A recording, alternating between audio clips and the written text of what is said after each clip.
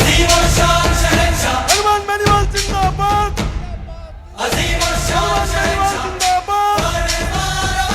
देखो देखो कौन, 2-3 जोरदार जयकारे लगाएं। आएगा हनुमान, आएगा हनुमान, हनुमान बेनीवाल जिंदाबाद, हनुमान बेनीवाल जिंदाबाद, हनुमान बेनीवाल जिंदाबाद। राष्ट्रीय लोकतांत्रिक पार्टी सुप्रीमो नागौर के लोक लाडले सांसद, युवा दिलों की धड़कन, इस जन्म हनुमान जी बेनीवाल पहली बार नौहर की इस पावन धरा पर पहुंचे हैं। नौहर परिवार की ओर से इनका हार्दिक स्वागत, हार्दिक अभिनंदन। हनुमान बेनीवाल जिंदाबाद, हनुमान बेनीवाल जिंदाबाद।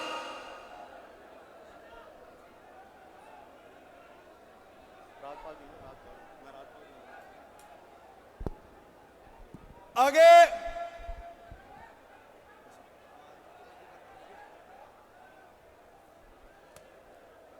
सभी से निवेदन है, हनुमान जी हमारे बीच पधार चुके हैं। पंडाल में जो भी व्यक्ति खड़े हैं, जो एलईडी के सामने, जो कूलर्स के सामने, यहाँ के कार्यकर्ताओं ने बुजुर्गों के आशीर्वाद से बहुत अच्छी व्यवस्थाओं को अंजाम दिया है। हम सबका ये परम कर्तव्य है कि व्यवस्था परिवर्तन की लड़ाई लड़ रहे भाई हनुमान जी को हम लोग मजबूत करें। हमारा खुद का कार्यक्रम है और हमें स्व अनुशासित तरीके से देश ही नहीं पूरे विश्व के अंदर ये पैगाम देना है कि हनुमान जी की अनुशासित सेना व्यवस्था परिवर्तन के नारे के साथ आगे बढ़ रही है। आप सबसे मेरा यही निवेदन है, आप सब लोग जो खड़े हैं वो अपनी अपनी जगह विराज जाएं और विशेषकर जो एलईडी के पास खड़े हैं, आप लोगों से मेरा विशेष आग्रह, आप लोग बैठें, क्योंकि आपके पीछे जो लोग बैठे हैं उनको मंच के ऊपर देखने में थोड़ी परेशानी हो रही है। इसलिए एक बार पुनः मेरा सबसे निवेदन, जो भी भाई बंधु कूलरों के आसपास और एलईडी के आसपास खड़े हैं वो लोग आप बैठें। इतनी सुंदर व्यवस्था नौर के हमारे कार्यकर्ताओं ने की है, तो इन व्यवस्थाओं का हम सही तरीके से इस्तेमाल भी करें। अभी कई प्रदेश के वक्ता और आप सबके चहेते हनुमान जी बेनीवाल आपको संबोधित करेंगे। इस कार्यक्रम को आप लोग अनुशासित तरीके से सफल बनाएं।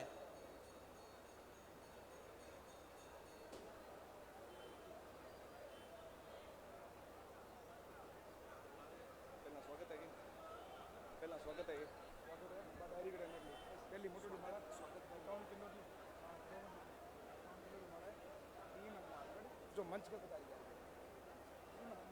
जो मंच पे बताइए, मैं बोलूँ माला ले गए थे।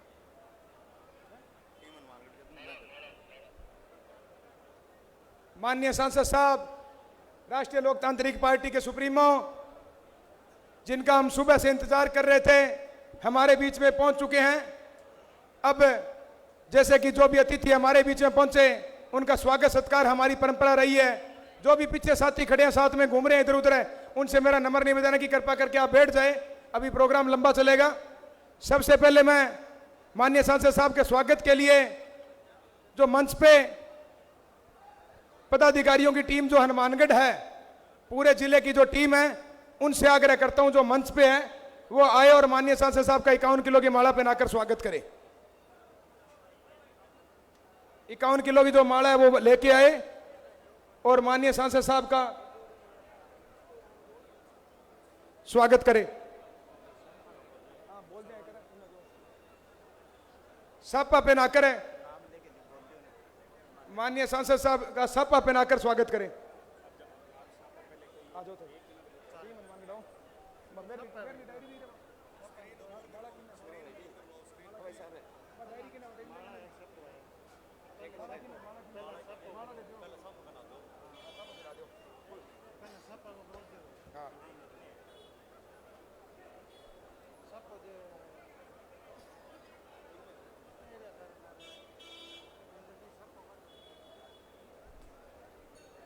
विजय सिंह जी, रमेश जी, प्रभु जी, जय सिंह जी बेनीवाल, संदीप जी,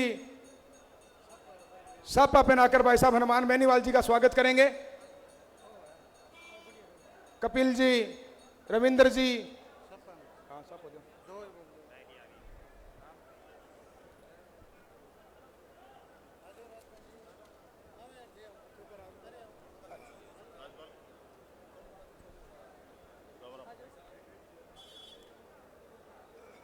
स्वागत करो नेताजी का, बस आपको फिर आगे।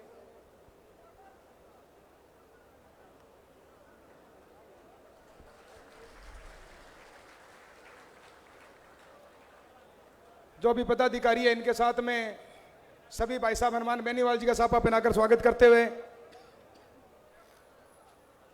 अब आगे की कड़ी में मैं खींवसर विधायक भाई साहब नारायण जी बेनीवाल के स्वागत के लिए आमंत्रित करता हूं। महेंद्र जी कड़वा,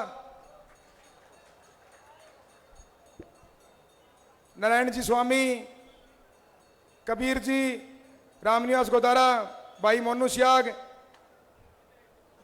केवल काकड़, अजय मूंड, आप आए और साफा पहनाकर भाई साहब नारायण जी का स्वागत सत्कार करें। तो मैंने बता दियो, साफा पहनाकर नारायण जी का स्वागत सत्कार जो मैंने अभी नाम लिए। कार्तिकेय जी डूडी जी भी भाई साहब नारायण जी बेनीवाल का साफा पहनाकर स्वागत करेंगे।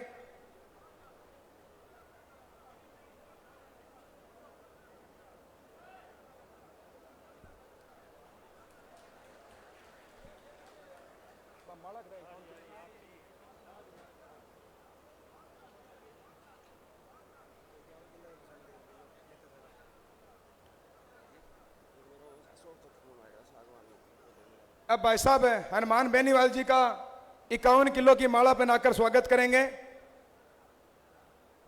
जो मंच पे टीम हनुमानगढ़ है वो, और मैं कुछ नाम लूंगा,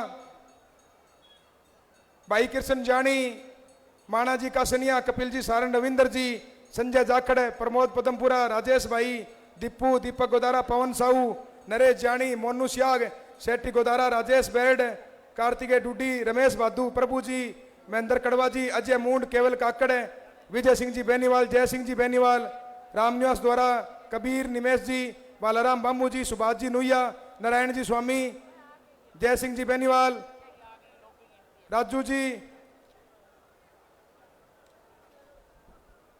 सभी आप आए और भाई साहब हनुमान बेनीवाल जी का 51 किलो की माला पहनाकर पूरी गर्म जोशी के साथ स्वागत सत्कार करें।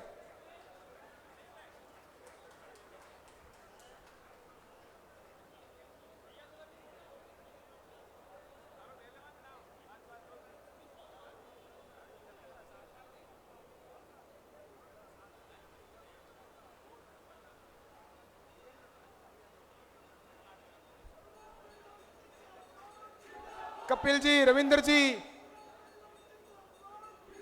भाई महेंद्र कासनिया,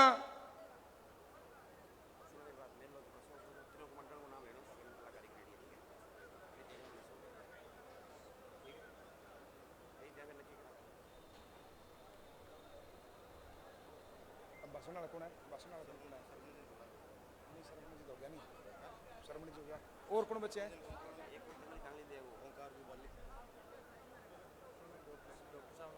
अब भाई साहब हनुमान बेनीवाल जी के स्वागत के लिए आमंत्रित करता हूं मैं, माला पहनाकर स्वागत करेंगे कृष्ण जी बेनीवाल, परलिका, मदन जी बेनीवाल, बसंत जी बेनीवाल, अर्जुन, अजीत जी, विनोद जी बेनीवाल, दयाराम जी, आप आए और माला पहनाकर भाई साहब हनुमान बेनीवाल जी का स्वागत करें। राजाराम जी मेला, सन्नी गोदारा, आप भी आए और भाई साहब हनुमान बेनीवाल जी और नारायण जी बेनीवाल का स्वागत माला पहनाकर करें।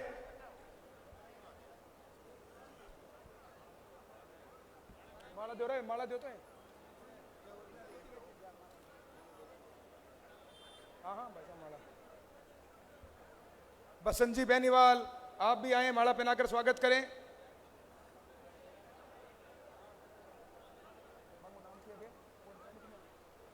नारायण की ये टोपलियन नारायण नाम किए वो नाम किए बेटे दो। लक्ष्मी नारायण बेनीवाल जी, आप भी आए और माला पहनाकर वैसा को स्वागत करें। पूर्व सरपंच बड़वीराना,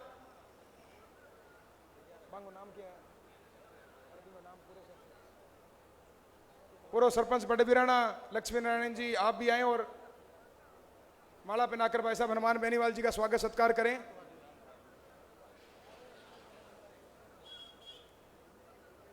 भाई माना का सणिया, आप भी माला पहनाकर भाई साहब हनुमान बेनीवाल जी का स्वागत करें।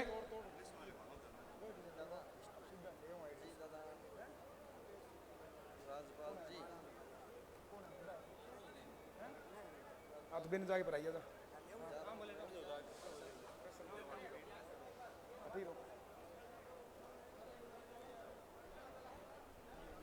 अध्यक्ष ना इससे पट्टा पहनवा दो अपनी पार्टी वाला। किनको? आप नहीं मेरे के उन्हीं के पहनवा दो, साहब के पट्टा विजय। हाँ एक बार और बोल दो तो और किसी से करवा दें उनके 2 बार।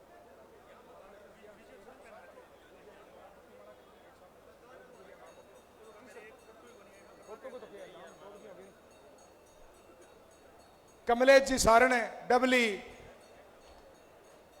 आए और माला पहनाकर भाई साहब हनुमान बेनीवाल जी और नारायण जी बेनीवाल का स्वागत करें।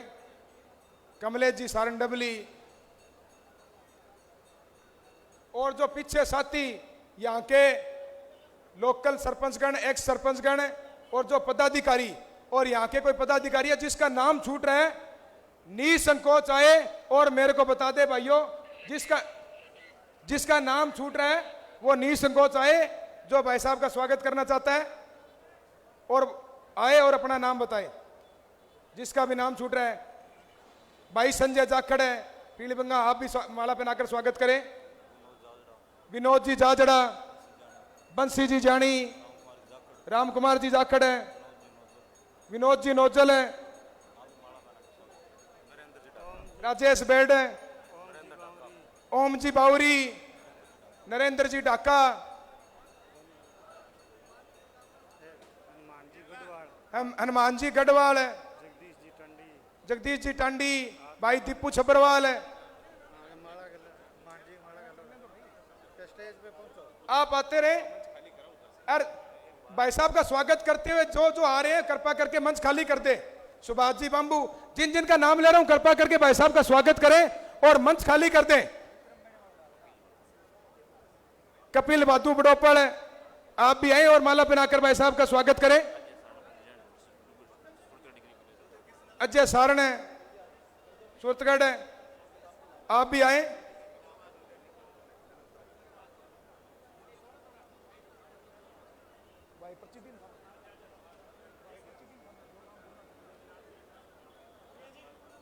मंडी ठेकेदार प्रधान अब्दुल जी व राजेश कुमार जी, मंडी ठेकेदार प्रधान अब्दुल जी व राजेश कुमार जी, आप भी कृपया करके आए और भाई साहब का माला पहनाकर स्वागत करें।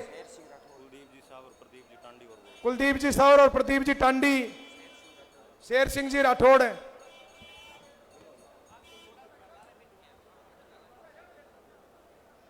कृपया करके जो साथी इधर खड़े हैं, मेरे को कहना नहीं पड़े, जो जिनका भाई साहब का स्वागत हो गया कृपया करके आप नीचे आ जाए।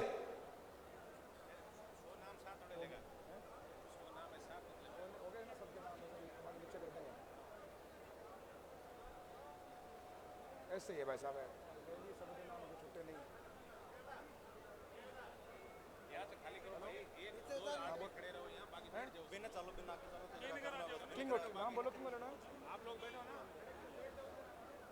अजय देत्रवाल और भी आए और स्वागत करें। इधर जो साथ राकेश गोस्वामी राका, आप भी माला पहनाकर स्वागत करें। भाई सेठी गोदारा, नरेश जानी और जो इधर साथी खड़े हैं कृपया करके वो सारे आ जाएं। अभी स्वागत वेला को पूर्ण विराम देंगे। कृपया करके जो भी साथी खड़े हैं और जो पीछे साथी व्यवस्था बनाने में शौक करे सामने आ जाए।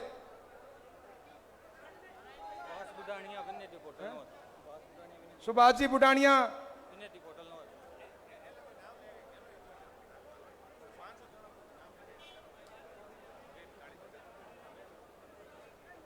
अब जो भी साथी है कृपया करके सामने आ जाए। स्वागत वेला को पूर्ण विराम देते हुए आगे के प्रोग्राम करेंगे।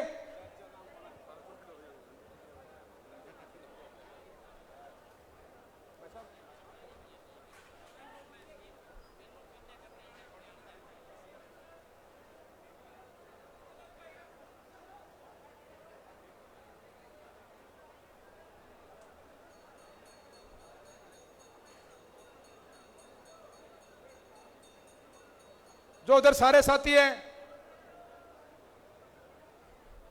कृपया करके मंच से नीचे चले जाए। और सामने बैठने की जो व्यवस्था की गई है वहां चले जाए।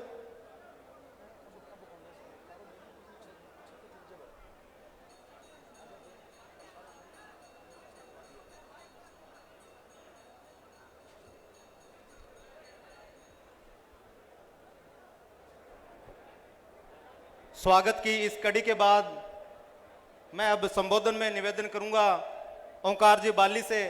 वो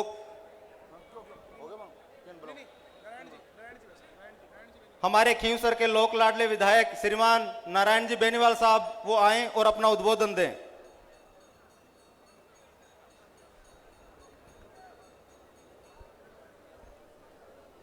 नौर की इस पावन धरा पे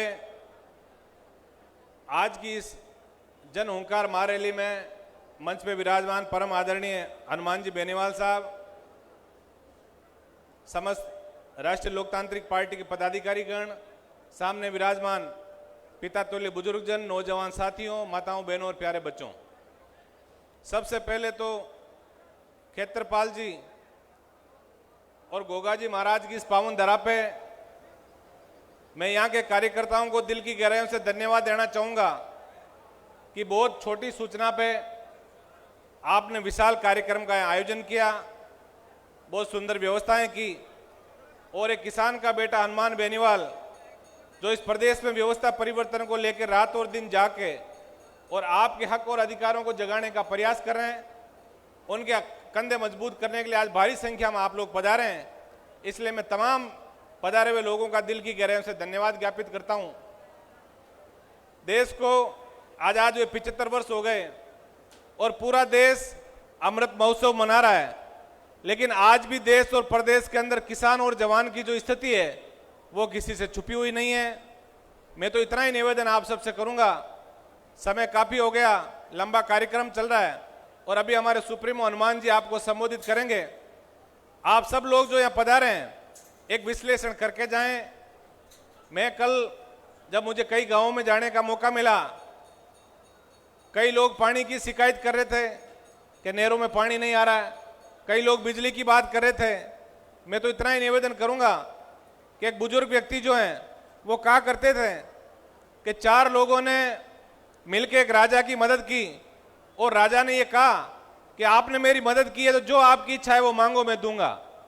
तो किसी एक व्यक्ति ने कहा मुझे मेरे गांव में सड़क बना दीजिए, दूसरे व्यक्ति ने कहा मेरे गांव में स्कूल खोल दीजिए, तीसरे व्यक्ति ने ये कहा कि मेरे गांव में बिजली की व्यवस्था कर दीजिए। लेकिन चौथा जो व्यक्ति था वो बड़ा समझदार था, उसने राजा जी को 2 बार ये कहा कि मैं जो मांगूंगा वो आप दे नहीं पाओगे, आप पहले मुझे वचन दो कि मैं जो मांगू वो आप दोगे। तो राजा ने उसको वचन दिया, उसने ये कहा कि राजा जी मुझे कुछ नहीं चाहिए, मुझे सब एक ही चीज चाहिए कि मुझे आपकी बेटी से ब्याह करना है। अब आप कल्पना कर सकते हो कि जिससे राजा जी की बेटी का ब्याह हो गया उसके सड़कें भी बन गई, गांव में पानी भी आ गया, बिजली भी आ गई। तो मैं तो इतना ही निवेदन आप सबसे करूंगा, इन छोटी मोटी बातों को भूल के और हमें एक ही चीज का ध्यान रखना है कि किसान के बेटे के हाथ में जिस दिन कलम आएगी, जिस दिन सत्ता की चाबी हमारे पास होगी, उस दिन इन सारी बातों का जो हमें तकलीफें जो झेलनी पड़ रही है उन तकलीफें हमें झेलनी बंद हो जाएगी। मैं इतना ही निवेदन आप सबसे करूंगा कि किसान का बेटा हनुमान बेनीवाल रात और दिन जाके, अभी आपने देखा किस तरह बजरी माफियाओं से लड़ते हुए पूरे राजस्थान के अंदर हल्ला बोल के कार्यक्रम किए, जन ओंकार रैलियों के माध्यम से पूरे प्रदेश भर में हमारे कार्यक्रम चल रहे हैं। और नौर के लोगों को मैं धन्यवाद दूंगा कि आशा से अधिक आप लोगों ने जो उपस्थिति दर्शाई है। निश्चित रूप से हनुमानगढ़ और गंगानगर जिला है, वहां भी व्यवस्था परिवर्तन का नया आगाज, एक नई आंधी, आज एक संकल्प आप लोग यहां से लेके जाएंगे। एक बार पुनः मुझे अच्छी तरह याद है यहाँ कुंभाराम जी आर्य जैसे महान नेता हुए, लेकिन बीच में निश्चित रूप से राजनीतिक कमजोरी भी यहाँ की रही। मैं इतना ही निवेदन करूंगा और विशेषकर युवा साथियों से कि आप लोग अपने और पराये में और अच्छे और बुरे में जिस दिन भेद करना सीख जाएंगे कि कौन व्यक्ति अपना है, कौन आपके लिए लड़ रहा है, ऐसे व्यक्ति का आप साथ दोगे तो निश्चित रूप से व्यवस्था परिवर्तन होकर रहेगी। हनुमान बेनीवाल जी एक ही बात कहते हैं कि मैं राजस्थान में ऐसी व्यवस्था चाहता हूं कि कोर्ट कचहरी तहसील थाने के अंदर जब कोई दलित पीड़ित गरीब व्यक्ति जाए तो वहां का अफसर खड़ा होकर पूछे कि बाबा बताओ मैं आपकी क्या सेवा कर सकता हूं। ऐसी व्यवस्था हनुमान बेनीवाल जी राजस्थान के अंदर बनाना चाहते हैं। इसलिए मेरा आप सबसे निवेदन है कि कि किसान के बेटे को आप संभल दें, और उन्होंने जो एक खुशहाल राजस्थान का जो सपना देखा है वो सपना कैसे हम सब मिलकर पूरा कर सकें, ऐसा प्रयास आप सबको करना है।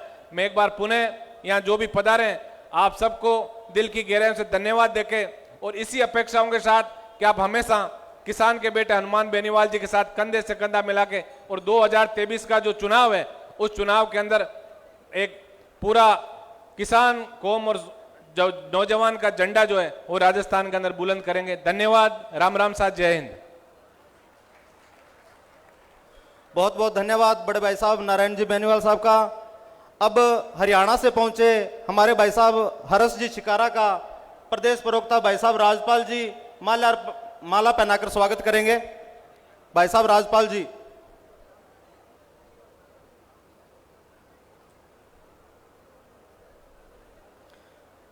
इसके बाद भाई साहब हर्ष जी शिकारा से निवेदन रहेगा कि वो स्टेज पर आएं और अपना उद्बोधन करें।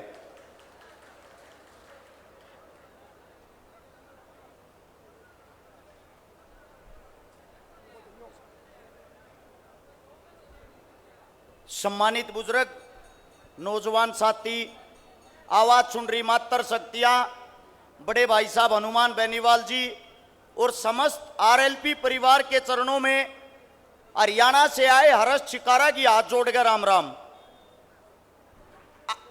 आप सभी साथियों से सबसे पहले एक विनती है, एक बात को समझें, हमारी लड़ाई किसके साथ है, हमने लड़ाई जीतनी कैसे है, कांग्रेस बीजेपी है कौन, इस बात का जब हमारे बच्चों को पता लग जाएगा उस वक्त हम आधी लड़ाई जीत जाएंगे।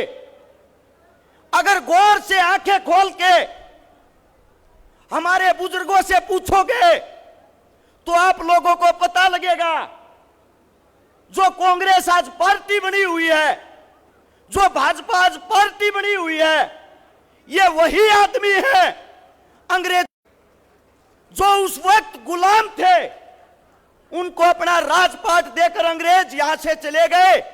लेकिन इन आदमियों ने इस कमेरे किसान को, जवान को, मजदूर को आज तक आजाद नहीं होने दिया, क्योंकि आपके बेटे, आपके बच्चे, आप लोगों की कमी के कारण आज तक आगे नहीं बढ़ पाए हैं। हमारे देश का दुर्भाग्य है, हमारे जितने चाचा ताऊ बुजुर्ग नौजवान साथी बैठे हैं, कान खोलकर सुन ले, हनुमान जी बेनीवाल, अगर आधी रात को मैं हरियाणा से जब फोन करता हूं बड़े भाई साहब के पास और बोलता हूं भाई साहब राम राम, भाई साहब तुरंत जवाब देते हैं, हरस भाई काम बोलो काम, आधी रात को उसी वक्त काम करते हैं। ऐसे इंसान की जब तक हम कदर नहीं करेंगे, ऐसे इंसान की जब तक हम ताकत नहीं बढ़ाएंगे, हम लोग कभी भी विजय नहीं पाएंगे। आप लोगों को एक बात बता देता हूं, बिना हनुमान के तो श्री राम भी लंका फतेह नहीं कर पाया था। यह तो इतना बड़ा राजस्थान है, बिना हनुमान के आप लोग इस षड्यंत्र को पार नहीं कर पाओगे। नौहर के अंदर एक बार जाकर इसका इतिहास देखना, बड़े बड़े धनवान सेठों की हवेलियां आपको खाली मिलेंगी। वो किस कारण खाली है, क्या कोई बता सकता है? आपकी सरकारों के जुर्मों के कारण यहां के बड़े बड़े साहूकार धन्ना सेठ यहां से छोड़कर बेचारे कोलकाता चले गए। आप लोगों को बता देना चाहता हूं, हनुमान को मजबूत देखकर हरियाणा से, हमारे हरियाणा के हाल फिलहाल के डिप्टी सीएम हैं, जो आप लोगों की यहां भाजपा की पार्टी है, जिस पार्टी का नाम है झूठ मंत्री पार्टी, सिर्फ झूठ बोलना, और कांग्रेस का नाम है ठग मंत्री पार्टी, आप लोगों को ठगना। उन्होंने हमारे भगवान के साथ भी अन्याय किया। वीर तेजाजी महाराज के वहां पे जो नींव रखी, दुष्यंत चौटाला ने उस नींव में भी चांदी की ईंट बोलकर झूठी ईंटें वहां लगा दी। जो इतना बड़ा हमारे साथ धोखा कर सकते हैं, वो पार्टी आप लोगों का क्या भला करेगी? आप कभी हरियाणा जाना, किसी एक गांव के अंदर मैं गारंटी देता हूं, अगर दुष्यंत चौटाला बिना सिक्योरिटी के चला जाए, उन लोगों को यह भाजपा सरकार आपके परिवार को तोड़ने के लिए आपके बीच लाना चाहती है। ऐसे ऐसे षड्यंत्रकारियों से बचना है।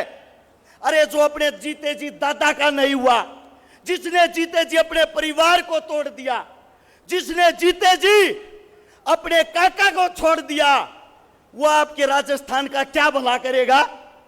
आप सभी साथियों को बता देना चाहता हूं, जितना जल्दी हो सके सब अनुमान बन जाओ।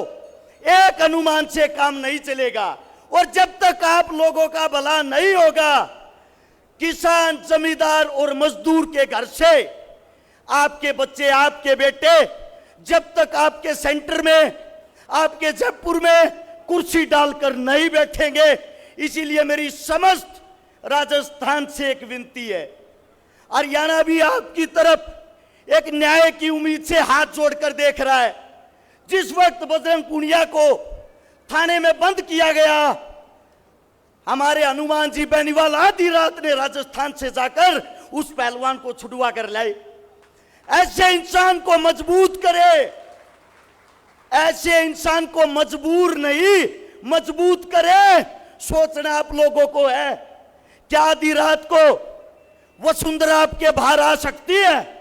क्या आधी रात को अशोक गहलोत आपके बाहर आ सकता है? पहली बार आप लोगों के पास मौका है। ये नेता नहीं, ये आप लोगों का बेटा है। बेटा बेटे को बनाए। और पहली बार मैं ये चाहता हूं राजस्थान का सीएम कोई मर्द हो। पहली बार ये चाहता हूं राजस्थान का सीएम कोई मर्द हो। वसुंधरा वो भी एक औरत है, हमारी बहन है। और अशोक गहलोत वो भी एक औरत है, मर्द नहीं है। आप ही के नौहर के अंदर एक हफ्ता पहले मैं आया था। यहां का प्रमुख खेल है फुटबॉल। बच्चे फुटबॉल का खेल करवा रहे थे, जो पूरे हिंदुस्तान के अंदर मशहूर है। आप ही के राजा, आप ही की बहन उस गहलोत ने रातों रात ग्राउंड की लाइटें फुटवा दी, स्टेडियम से बैनर पोस्टर हटवा दिए और सबको चुनौती दे दी, ये प्रोग्राम यहां नहीं होके रहेगा। जो बच्चों के साथ खिलवाड़ करता है, जो खिलाड़ियों के साथ खिलवाड़ करता है, मेरा ये मानना वो मर्द नहीं हो सकता, वो एक बहन ही है। इसीलिए आप लोगों के सामने वास्तविकता में दोबारा कोई भगत सिंह का रूप बन के हनुमान बेनीवाल आया है। हम सब ने सुखदेव, राजगुरु, चंद्रशेखर बनकर ऐसे इंसान को सर आंखों पर बैठा लेना चाहिए। माफी चाहूंगा, मेरी बातें ज्यादा लंबी होगी, समय बहुत कम है। और मैं हनुमान जी बेनीवाल को एक बात कहता हूं, भाई साहब, जहां आपके पसीने की एक बूंद गिरेगी इस धर्म युद्ध में, आपके लिए वहां हम अपना खून बहा देंगे। सभी साथियों के चरणों में एक बार हाथ जोड़ के क्षमा चाहता हूं अगर मेरे मुख से कोई गलत शब्द निकल गया हो। आप सभी ने इतना मान सम्मान, इतना प्यार दिया, इसके लिए धन्यवाद और राम राम साहब। बहुत बहुत धन्यवाद भाई साहब हर्ष जी शिकारा। अब हमारे सांसद साहब श्रीमान हनुमान जी बेनीवाल साहब को नारायण जी स्वामी और त्रिलोक जी मांडन अशोक चक्र भेंट कर उनका सम्मान करेंगे। साथ ही कार्तिकेय जी डूडी भी किसान चिन्ह भेंट कर उनका सम्मान करेंगे। उसके बाद उद्बोधन के लिए भाई साहब राजपाल जी चौधरी तैयार रहें।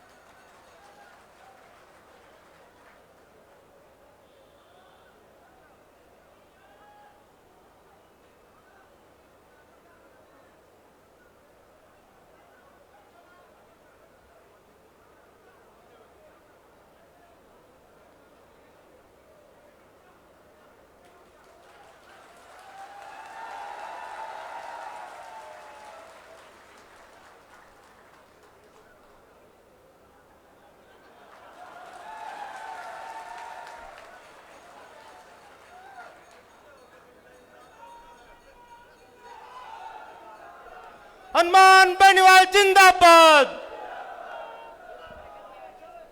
बहुत बहुत धन्यवाद सभी का। आगे उद्बोधन की अगली कड़ी में प्रदेश प्रवक्ता भाई साहब राजपाल जी चौधरी।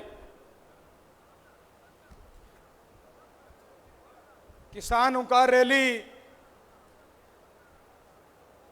नौर के अंदर मंच पर उपस्थित राष्ट्रीय लोकतांत्रिक पार्टी के सुप्रीमो नागौर सांसद मेरे नेता श्रीमान हनुमान जी बेनीवाल, खींवसर से लोकप्रिय विधायक भाई साहब नारायण जी बेनीवाल, हरियाणा से चलकर हमारे बीच में पहुंचे भाई हर चिंकारा, पार्टी के प्रदेश पदाधिकारीगण, जिलाध्यक्षगण, यहाँ की पूरी टीम मेरे सामने उपस्थित है, पिता तुल्य बुजुर्ग, युवा साथी, प्यारे बच्चे और पिछले कई दिनों से मेरे साथ में दिन रात मेहनत करते लगे हुए मेरे प्यारे भाई साथियों।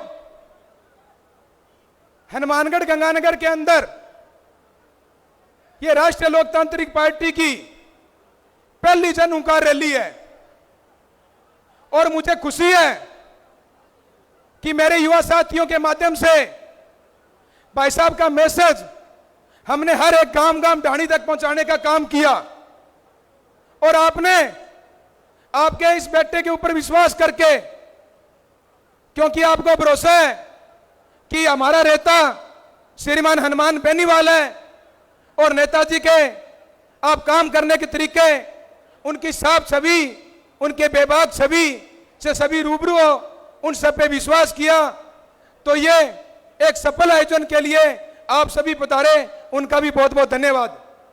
भाइयों, गंगानगर हनुमानगढ़ एक ऐसा एरिया जिसकी बात आती थी किसी समय में तो लोग कहते थे पूरे राजस्थान के अंदर 30 साल 40 साल अग्रणी पंक्ति में चलने वाले लोग, पानी वाला एरिया, समझदार पढ़े लिखे लोग, वेल संपन्न लोग, पर आज के जो हालात है वो हमसे किसी से छुपे नहीं हुए। हर एक किसान परिवार केसीसी कर्ज के अंदर दबा हुआ है, हर एक मेरा युवा साथी नशे के अंदर दबा हुआ है। पता है ये स्थिति कैसे हुई? ये स्थिति इन नेताओं ने की मेरे भाइयों। पिछले कई दिन से एरिया के अंदर घूम रहे हैं, ये हालात है यहाँ के भाई साहब कि लोगों के पास पीने का पानी नहीं है, युवा घूम रहे हैं चोरी चकारी करते हुए, नशे के अंदर ग्रसित होते हुए। ये जो हालात किए हैं तो ये नेताओं ने किए हैं, किसी ने हमारी सुध नहीं ली। पिछले जैसे 25 साल से 30 साल से सरकारें चल रही है, हर एक सीट का यही हाल है कि एक बार कांग्रेस का जीतता है, एक बार बीजेपी का जीतता है। ये समय जागने का भाइयों, लोगों के बीच में गए, लोग कहते हैं कर हनुमान जी आएंगे तो सारी स्थिति सही हो जाएगी क्या? तो भाई साहब भाइयों, मैं बताना चाहता हूं, हनुमान बेनीवाल कोई हनुमान बेनीवाल ऐसे ही नहीं बने। अगर आप जानोगे, अगर आप पढ़ोगे और आप सीखोगे और आप देखोगे, किसी से पूछोगे, तब पता लगेगा भाई साहब भाइयों हनुमान बेनीवाल कौन है। एक ऐसा शख्स जो पिछले 30 सालों से इस प्रदेश की राजनीति के अंदर, जिसने छात्र राजनीति से अपने करियर की शुरुआत की और ऐसी ऐसी परिस्थितियों से भाई साहब राजस्थान कॉलेज, लॉ कॉलेज और इस विश्वविद्यालय के अध्यक्ष बने और लगातार संघर्ष करते हुए ऐसी परिस्थितियां कि फैमिली, परिवार, इवन फादर साहब विधायक थे, उनका भी निधन हो गया, फिर भी लुके नहीं। फैमिली के अंदर और भी इतनी बड़ी कैजुअलिटी होगी जो आप सोच भी नहीं सकते, पर इंसान रुके नहीं, दिन रात लड़ाई लड़ी। अगर आप जानोगे भाइयों तो आपको पता लगेगा कि हनुमान बेनीवाल कौन है। इन नेताओं की तरह नहीं है कि जीत गए और गांव के अंदर एक एक दो दो आदमी छोड़ दिए और कारोबार करने लग गए। क्या जरूरत है भाई साहब को? 24 घंटे में से 20 घंटे घर से बाहर रहते हैं, 22 घंटे घर से बाहर रहते हैं, गाड़ी के अंदर सोते हैं, नींद लेते हैं। अरे अब तो जागो आप लोग हैं, गांव के अंदर जाते हैं, बात होती है, लोग बोलते हैं हाँ सही बात है। तो जब आपको एक ऐसा सच्चा नेता मिल रहा है जो पिछले 25-30 सालों से आपको जगाने का काम कर रहा है, आपके हक और अधिकार की लड़ाई लड़ रहा है, आपके मान सम्मान की लड़ाई लड़ रहा है, तो भाइयों बदल दो, पलट दो पासा। और भाई साहब मैं आपको विश्वास दिलाता हूं, पूरी मेहनत की है, ये पहला प्रोग्राम है, इससे अगला प्रोग्राम और भी जबरदस्त तरीके से पूरा डबल प्रोग्राम कराएंगे। और आप सभी आग्रह करता हूं कि आप भी भाइयों हर तरीके से सोच के, चाहे पार्टी के विधायक है भाई साहब नारायण जी बेनीवाल, हर एक मुद्दे को विधानसभा के अंदर उठाते हैं। लोकसभा के अंदर आपने देखा होगा सांसद नागौर के हैं, पर चाहे बात वो नौर की हो, हनुमानगढ़ की हो, चाहे वो गंगानगर की हो, लोकसभा के अंदर उठाते हैं, विधानसभा के अंदर उठाते हैं। ये अपने विधायकों और अपने एमपीओ की तरह नहीं है भाइयों। आप भी सुनते रहते हो, देखते रहते हो। मैं तो इतना से बताता हूं, इनके जैसे नेता, इनके जैसे सच्चे लीडर आपको कभी कोई दूसरे मिलने वाले नहीं है। बहुत जी उकारी कर ली, बहुत पीछे चल लिए। अब ये टाइम है व्यवस्था परिवर्तन का। आगामी जो भी चुनाव हो, हर तरीके से अगर भाई साहब के हाथ मजबूत करो, भाई साहब के कंधे मजबूत करो, ताकि ये जो स्थिति हम जो 20-30 साल अग्रिम पंक्ति में चलने वाले लोग थे, आज पीछे चले गए, ये स्थिति हमारी आगे नहीं हो। इसलिए आपसे निवेदन करता हूं कि ये जो प्रोग्राम है, इसको आगे जो प्रोग्राम हो, इसको और मजबूती से करेंगे। आप जो बता आपने जो मान सम्मान दिया उसके लिए धन्यवाद। जय हिंद, जय भारत। हनुमान बेनीवाल, हनुमान बेनीवाल। राष्ट्रीय लोकतांत्रिक पार्टी, राष्ट्रीय लोकतांत्रिक पार्टी। धन्यवाद। बहुत बहुत धन्यवाद भाई साहब राजपाल जी चौधरी। अब मैं मंच पर आमंत्रित करना चाहूंगा हमारे लोक लाडले किसानों की एकमात्र आवाज, गरीब शोषित पीड़ित के लिए दिन रात लड़ने वाले नागौर सांसद श्रीमान हनुमान जी बेनीवाल साहब से कि वो आए और नौर की इस जन हुंकार रैली को संबोधित करें। भाई साहब हनुमान जी बेनीवाल।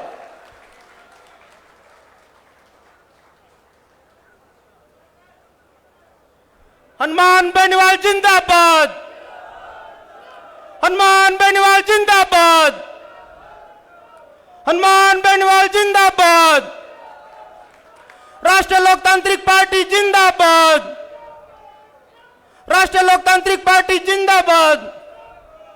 भाई साहब हनुमान जी बेनीवाल।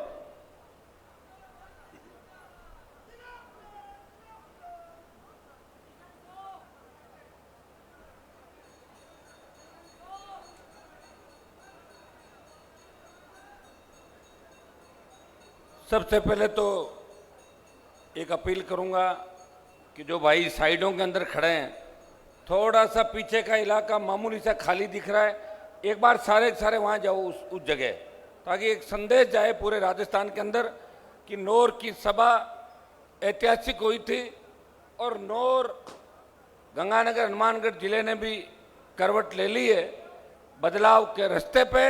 एक बार सारे के सारे 15-20 मिनट के लिए वहां बैठ जाएं, सारे के सारे जो खाली स्थान है उसको भरें। पीछे है जो बहुत, वैसे बहुत बड़ी जगह है, 400 फीट से लंबा इस डोम की लंबाई है।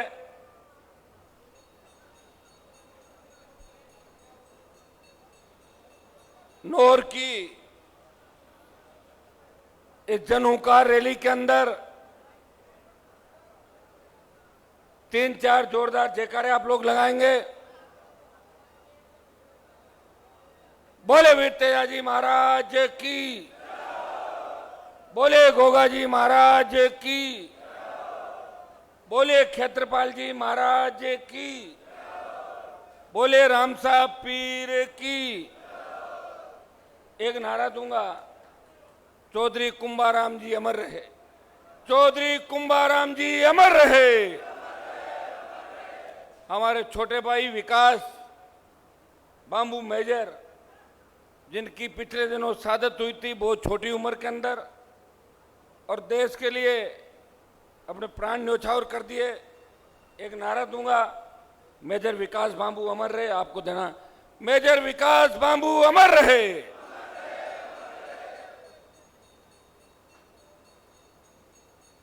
कॉमरेड साहब शोपत सिंह जी का भी बड़ा नाम रहा इस इलाके के अंदर, राजस्थान की किसान राजनीति के अंदर। इस इलाके ने फेफाना गांव से चौधरी कुंभाराम जी को दिया, जिन्होंने सामंतवाद के खिलाफ अगर असली लड़ाई इस राजस्थान के किसी किसान नेता ने लड़ी तो चौधरी कुंभाराम ने जागीरदारों के पसीने छुड़ा दिए थे उनको ठीक कर दिया था। और किसान जो जिद और जुनून उनके अंदर थी, चाहे वो मुख्यमंत्री नहीं बने, लेकिन वो अमिट छाप इस राजस्थान की राजनीति में छोड़ गए। वो जो कहते थे वो करते थे, और वो कहते थे कि कानून हम बनाते हैं, आप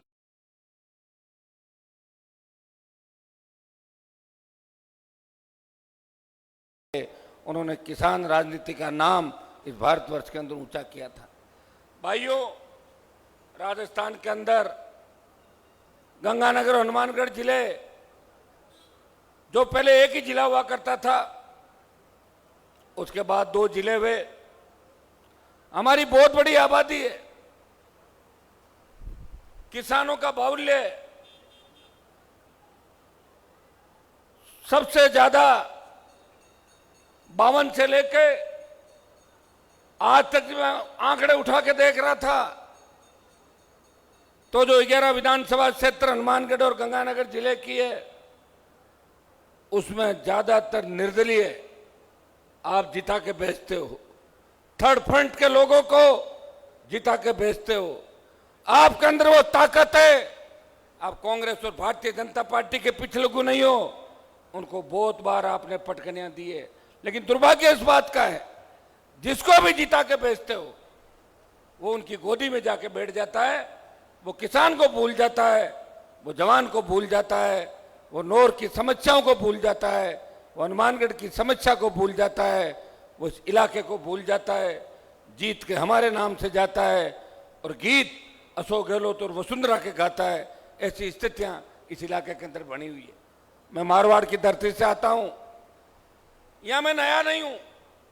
जब मैं राजस्थान विश्वविद्यालय के अंदर राजनीति करता था तो हनुमानगढ़ गंगानगर के किसान के बेटे, जिनमें कई छोटे भाई मंच पे बैठे हैं, कई सामने बैठे हैं, हमेशा पुरजोर तरीके से उस कॉलेज विश्वविद्यालय के जमाने के अंदर हनुमान बेनीवाल को पूरी ताकत देके, ऊर्जा देके विश्वविद्यालय के सबसे बड़े पद पे बिठाया था। आप दोनों जिलों का, हनुमानगढ़ गंगानगर और शेखावाटी का बहुत बड़ा ऋण मेरे ऊपर है। और मैं विश्वास दिलाता हूं कि हनुमान बेनीवाल आपको सत्ता के शिखर पे लेके जाएगा, आपको सिंहासन का रास्ता दिखाएगा। समय जरूर लगा, लेकिन मुझे याद है कि 20-25 साल पीछे मुड़ के देखते हैं, तब ये बात आती थी, ये तो हनुमानगढ़ है, ये सीकर है, ये नागौर है, ये भरतपुर है। इस बात को अगर खत्म किसी ने किया, नौजवानों ने किया। सोशल मीडिया की भी बहुत बड़ी देन है, और नौजवानों ने एक क्रांति के माध्यम से ये काम कर दिया। अब एक ही बात आती है कि किसान के लिए कौन लड़ रहा है। तेजा जी के जयकारे के साथ इस किसान कौम को आगे बढ़ाने का प्रयास कौन कर रहा है। आपकी नजरें उसी व्यक्ति पर टिकी हुई है। मैं विश्वास दिलाता हूं, जिस तरह राजस्थान की विधानसभा के अंदर तेजा जी के जयकारे के साथ किसान कौम को आगे बढ़ाने के लिए हुंकार रैलियों के माध्यम से आप सब भाइयों को जगा के सत्ता का रास्ता दिखाया था।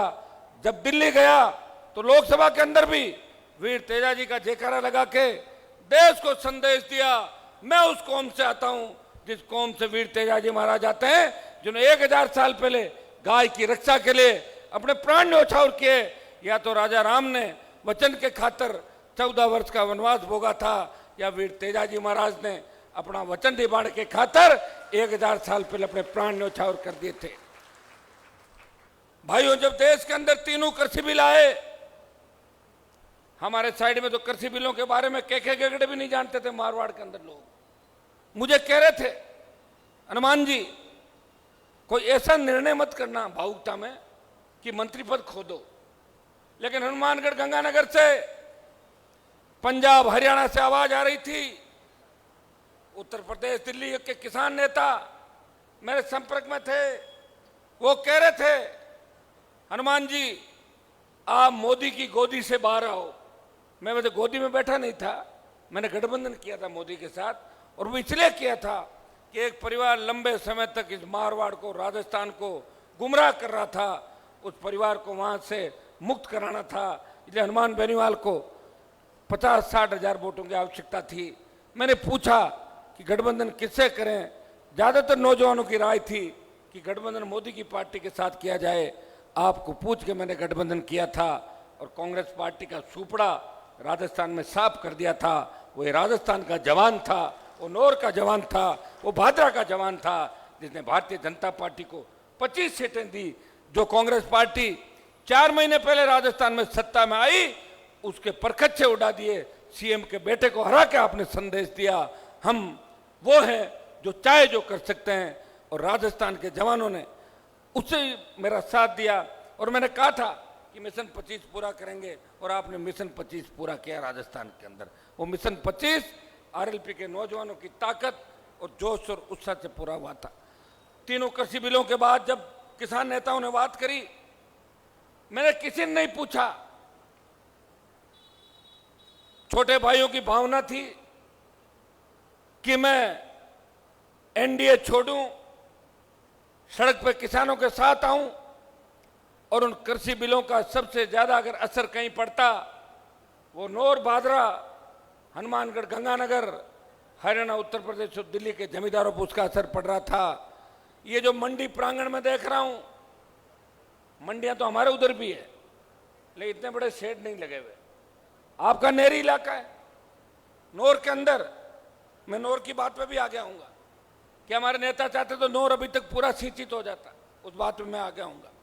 भाइयों, जब देश के किसान नेताओं ने कहा कि हनुमान जी आपकी नई पार्टी है, आप अगर सत्ता छोड़ दो तो देश के जवानों में उबाल आएगा और मोदी को तीनों बिल वापस लेने पड़ेंगे। भाइयों, NH8 जो जयपुर दिल्ली जाता है, गुजरात का दिल्ली का जो कनेक्शन है, अगर उसको तोड़ने का किसी ने प्रयास किया, NH8 जाम करके मोदी को चेतावनी दी और सत्ता छोड़ के 70 दिन सड़क पे बैठा। वो नागौर का सांसद था जिन्हें किसानों के सम्मान के लिए दिल्ली के मंत्री पदों को ठोकर मार दी। अभी छोटा भाई हर्ष जो बात कह रहा था, हम कितने तकलीफ के अंदर है, कौन सुनने वाला? हमारी पहलवान बेटियां जंतर मंतर पे न्याय के लिए लंबा आंदोलन कर रही, लंबे समय से। मेरे पास टेलीफोन आया कि कोई नहीं आ रहा है। मैंने कहा मैं आ रहा हूं, और जब मैं आऊंगा पीछे पीछे और आ जाएंगे, क्योंकि या तो पहल कौन करें, पहल जो करता है उसके पीछे लोग हो जाते हैं। भाइयों, जंतर मंतर पे उस बाहुबली के खिलाफ लड़ाई लड़ रही उन कौम की बेटियों को और बेटों को न्याय दिलाने के लिए अगर देश का पहला चुनाव हुआ कोई सांसद गया, वो नागौर का सांसद था जिसने जंतर मंतर पर जाके उस बाहुबली को चुनौती दी और बीजेपी की दिल्ली की सरकार को चुनौती दी। जब नई लोकसभा का ये भवन बना, उस भवन के अंदर बात अंदर जाने, भवन के उस लोकार्पण समारोह में जाने की बात थी। कांग्रेस ने भी बहिष्कार किया, लेकिन कांग्रेस का मुद्दा अलग था। कुछ दलों ने वहां जाने की बात करी, कुछ दलों ने बहिष्कार की बात करी, लेकिन पहलवान बेटियों के सम्मान के अंदर अगर लोकसभा के नए भवन के उद्घाटन कार्यक्रम का बहिष्कार किया, वो देश का एकमात्र सांसद था, वो नागौर का सांसद था जिसने अपनी बहन बेटियों की इज्जत के खातिर उस कार्यक्रम का बहिष्कार किया। भाइयों, जब देश के अंदर अग्निपथ आया, सेना को ठेके पे दे दिया, पूरे देश के जवानों ने मुझे सोशल मीडिया के माध्यम से व्यक्तिगत रूप से मिलके दिल्ली में सेना भर्ती रैलियों को लेकर लंबे समय तक आंदोलित देश के अलग अलग प्रांतों के किसान के बेटों ने कहा, हनुमान जी आप एकमात्र उम्मीद हो, आप इस मामले को उठाओ। भाइयों, मुझे पता था कि मामला बहुत बड़ा है, लेकिन विपक्ष मेरे साथ होगा। लेकिन जिस दिन मैंने अग्निपथ का मामला उठाया और अग्निपथ वापस लो इसकी तख्तियां लेके लोकसभा के अंदर गया, मेरा साथ किसी पार्टी ने नहीं दिया। एक किसान का बेटा आपके सम्मान की लड़ाई लड़ रहा था, एक किसान का बेटा उस जाट रेजिमेंट के इतिहास को खत्म करने की जहां बात चल रही थी, उस सिख रेजिमेंट के इतिहास को खत्म करने की बात चल रही थी, उस गोरखा, मद्रासी और राजपुताना राइफल और आसाम राइफल को खत्म करने की बात चल रही थी, सेना के इतिहास को खत्म करने की बात चली, उसका विरोध अगर किसी ने किया तो नागौर के सांसद ने किया। जोधपुर में 2 लाख जवानों की रैली करके प्रधानमंत्री को चेतावनी दी, प्रधानमंत्री जी ये शुरुआत है, वापस दिल्ली घेर लेंगे और हम दिल्ली घेरेंगे और आपको वापस अग्निपथ लेना पड़ेगा। सेना के सम्मान के अंदर देश की कोई पार्टी खुल के अगर सेना के साथ आई, वो राष्ट्रीय लोकतांत्रिक पार्टी थी जो आपकी पार्टी थी। नौर की जिस धरती पे खड़ा हूं, मुझे अच्छी तरह याद है, नौर हरियाणा की राजनीति की छाया नौर पे पड़ती है। पंजाब की राजनीति हनुमानगढ़, गंगानगर, सादुलशहर और संगरिया पे पंजाब की राजनीतिक छाया पड़ती है। हमारे नेताओं ने लड़ाई जरूर लड़ी, लेकिन झंडे यूपी, हरियाणा और दिल्ली की पार्टियों के उठाए थे। कभी कोई सा झंडा लेके आते थे, कभी झंडा कोई होता था, डंडा दूसरा होता था। लेकिन राजस्थान के जवानों को, राजस्थान के किसान के बेटों को संघर्ष करके इस प्रदेश के अंदर नई पार्टी बना के आपको लड़ना सिखाया।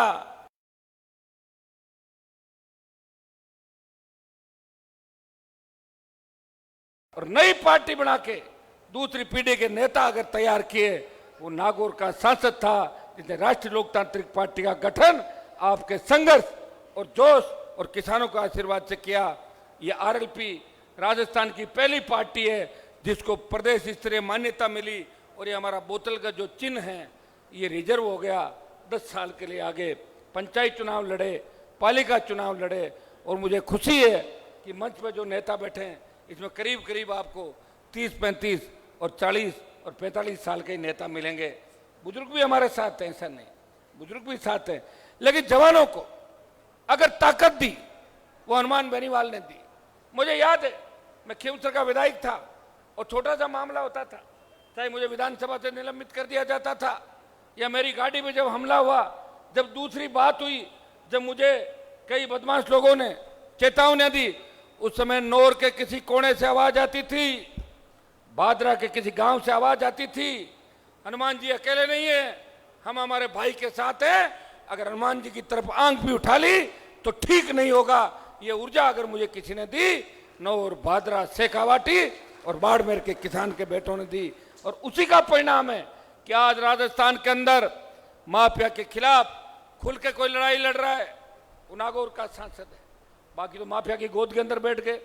अशोक गहलोत बजरी माफिया की गोद के अंदर बैठे, पहले वसुंधरा गोद के अंदर बैठी थी बजरी माफिया की, वसुंधरा की सरकार चलाई, गहलोत की सरकार चलाई। मुझे यहाँ का तो पता नहीं क्या स्थिति बजरी की, लेकिन महंगी बजरी आती होगी यहाँ भी। 700 रुपये टन, 800 रुपये टन बजरी, जो 50 रुपये टन बजरी मिलती थी।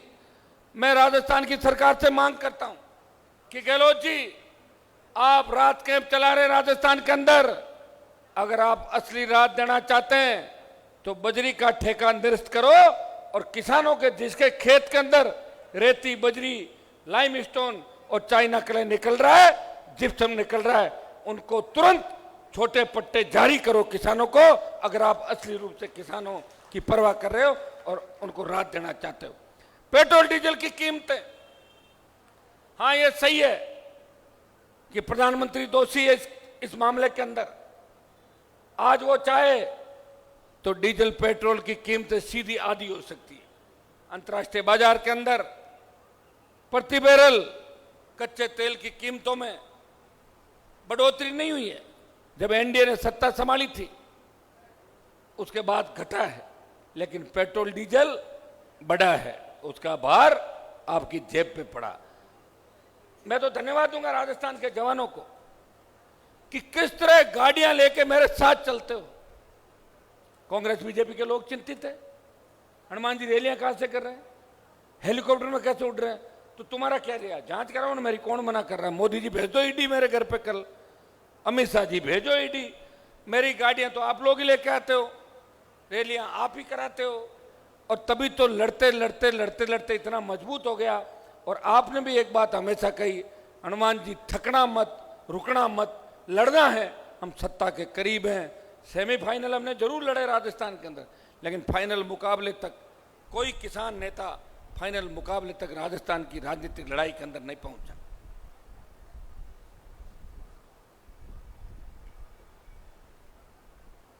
मैं मांग करता हूं कि पंजाब, हरियाणा, दिल्ली और उत्तर प्रदेश के अंदर जिस तरह डीजल पेट्रोल सस्ता है, मोदी जी आप दरें कम करें, लेकिन अशोक गहलोत जी आप भी कम से कम चाहें तो टैक्स कम कर सकते हैं। 8 से 10 रुपए की राहत इस राजस्थान की जनता को पेट्रोल डीजल के माध्यम से दे सकते हैं। टोल मुक्त देश और प्रदेश की बात किसी ने करी तो राष्ट्रीय लोकतांत्रिक पार्टी का जन्म जब हुआ था तब किसान की कर्ज माफी, फ्री बिजली, टोल मुक्त राजस्थान, मजबूत लोकायोग,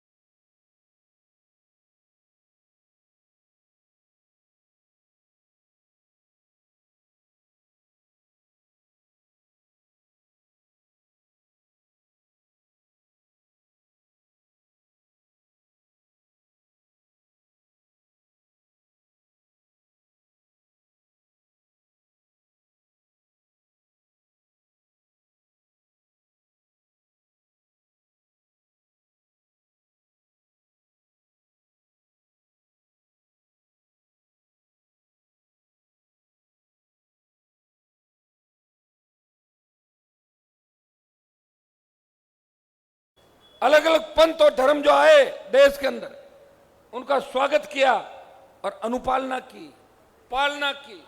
पर्यावरण के लिए हमने प्राण न्यौछावर कर दिए।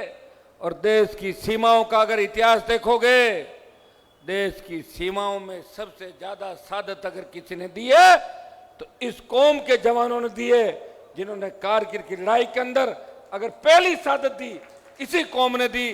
और कारगिल की लड़ाई का इतिहास उठा के देखोगे तो आधे में हम थे और आधे में पूरे शहादत देने वाले दूसरे लोग थे। कारगिल की लड़ाई के अंदर अमेरिका के अखबार के अंदर छपा था, कारगिल की लड़ाई के बाद 20,000 फीट ऊंची पहाड़ी पे 50 किलो गोला बारूद और AK-47 राइफल लेके चढ़ता है और दुश्मन को मारता है। वो जाट रेजिमेंट का जवान है। इससे ज्यादा खुशी की बात हमारे लिए नहीं हो सकती। ओलंपिक, एशियाड या दूसरे गेम होते हैं, उसके अंदर आप देख सकते हो कि पहला पदक कोई लाता है। उम्मीद अगर होती है, जब हमारी नजरें टेलीविजन पे होती है, अखबार पे होती है, सोशल मीडिया पे होती है कि पदक कौन जीतेगा, तब यही बात आती है कि हरियाणा, पंजाब, दिल्ली और उत्तर प्रदेश के हमारे बच्चे पदक जीत के लाएंगे। उस समय हमारी याद आ जाती है। लेकिन जब सत्ता के अंदर सीएम बनाने का मौका हो तो मुख्यमंत्री आपका नहीं बनाया जाता है। राजस्थान में तो आपने खाली वोट देने का ही काम किया। आप 1 नंबर छोड़ो, आपको 2 नंबर भी नहीं मिला, चौथे, पांचवें, छठे नंबर पे थे। हमारे नेताओं ने भी व्यापार करना चालू कर दिया। 5 साल जब सत्ता में रहते हैं, लूट खसोट करते हैं, जगह जगह बजरी माफिया के साथ पार्टनरशिप, कहीं माइनिंग की पार्टनरशिप, खान घोटालावार देश का सबसे बड़ा राजस्थान के अंदर, आधे हमारे नेता पार्टनर। काम नहीं करते, व्यापार करते हैं। और व्यापार करने के लिए तो दूसरे बहुत रास्ते हैं। राजनीति में आने की क्या आवश्यकता है? राजनीति तो सेवा का माध्यम है। अगर राजनीति में हमारे लोग सेवा के माध्यम से आएंगे तभी हम आगे बढ़ पाएंगे। एक संदेश नौजवानों को दूंगा, यहां का नौजवान बहुत लड़ाका है। जब हम कॉलेजों में पढ़ा करते थे, स्कूल कॉलेज के अंदर जितने भी आंदोलन होते थे, बीकानेर डिवीजन के आंदोलन, छात्र आंदोलन, कोटा के आंदोलन, जोधपुर, जयपुर, अजमेर के आंदोलन, आंदोलनों में यहाँ का नौजवान बढ़ चढ़ के हिस्सा लेता है और लोकतंत्र की रक्षा के लिए और लोकतांत्रिक तरीके से हमेशा किसान कौम के साथ, कहीं भी दूसरी जगह पे अन्याय अगर दूसरी जातियों के साथ होता है तो हमारा लड़ाका उनको न्याय दिलाने के लिए तुरंत पहुंच जाता है। इसमें कोई अतिशयोक्ति नहीं। भाइयों, बेरोजगारी का आलम यह है कि 70 साल के अंदर सरकारें, चाहे कांग्रेस पार्टी की रही चाहे भारतीय जनता पार्टी की, बेरोजगारी से तंग आके बहुत से नौजवान आत्महत्याएं कर रहे हैं। कई बार दिल्ली में कांग्रेस, राजस्थान में कांग्रेस, दिल्ली में बीजेपी, राजस्थान में बीजेपी, खाली पद नहीं भरे जा रहे हैं। 4 लाख खाली पद राजस्थान के अंदर और लाखों खाली पद मोदी की सरकार के अंदर भरने बाकी है। हम मांग करते हैं कि सरकारें खाली पद भरें। लोकसभा के अंदर आपने देखा होगा कि 24 एमपी मोदी का जयकारा लगाते हैं। एक एमपी इस राजस्थान की जय जयकार करता है। वो कहता है कि हनुमानगढ़ गंगानगर के नौजवानों को रोजगार मिलना चाहिए। पंजाब हिस्से का पानी नहीं दे रहा है। हरियाणा भी राजस्थान का भाई है छोटा, उसे भी राजस्थान को पानी के मामले में कभी भी राजनीति नहीं करनी चाहिए। अगर पानी की मांग को लेके और जो गंदा पानी लुधियाना की फैक्ट्रियों से जो हमारी नहर के अंदर डाल दिया जाता है, उस गंदे पानी से राहत दिला के बड़ा प्लांट लगाने की कोई बात करता है। हमेशा ईआरसीपी योजना को लाके 13 जिलों की प्यास बुझाने की सिंचाई की कोई बात करता है। राजस्थान को विशेष राज्य का दर्जा दिलाने की बात करता है, या बेमुक्त भ्रष्टाचार मुक्त राजस्थान की बात करता है। वो नागौर का सांसद है, वो अपने इलाके के साथ साथ तमाम राजस्थान के दूसरे क्षेत्रों की बात करता है। और उसी का परिणाम है, जब अभी उपचुनाव था नवंबर दिसंबर के अंदर, सरदार शहर जो नौर की लगती सीट है, एक किसान के बेटे लालचंद मूंड को चुनाव के अंदर उतारा। मुझे टाइम जरूर लगा, लेकिन 47,000 से ज्यादा वोट देके आपने मैसेज दिया, हमें कांग्रेस मंजूर है न भाजपा मंजूर है, हम राष्ट्रीय लोकतांत्रिक पार्टी को लाना चाहते हैं। मैं इसके लिए भी आपका हृदय से धन्यवाद देना चाहता हूँ। भाइयों, आज मैं अखबार पढ़ रहा था, बिजली कंपनियों की वजह से 26,000 जो हमारे कनेक्शन हैं, उनके स्थान पर 6,000 कनेक्शन अभी तक किए गए, 26,000 के बजाय।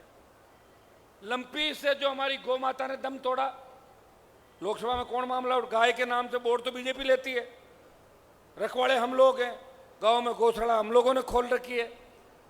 तेजाजी महाराज गाय के लिए लड़े 1000 साल पहले, हमारे से आते हैं, लंपी कोई लड़ाई लड़ता है, नागौर का सांसद है। लेकिन लंपी में जो मौतें हुई 5 लाख से ज़्यादा, लेकिन मुआवजा सिर्फ 76,000 लंपी प्रभावित गायों को दिया गया। मैं मांग करता हूं केंद्र से भी और स्टेट से, स्टेट के पास अगर पैसा नहीं होता है तो केंद्र को भी स्टेट की मदद करनी चाहिए। लंपी प्रभावित इसके अंदर इसको करना चाहिए। लंपी प्रभावित गायें जो थी किसान के खाते के अंदर, पुनः सर्वे करवा के एक व्यक्ति से पूरा हक और अधिकार उनको पैसा मिलना चाहिए। भाइयों, डूंगरगढ़ की रैली के अंदर मैंने कहा था कि एंटी करप्शन ब्यूरो खुद भ्रष्टाचार के अंदर लिप्त है।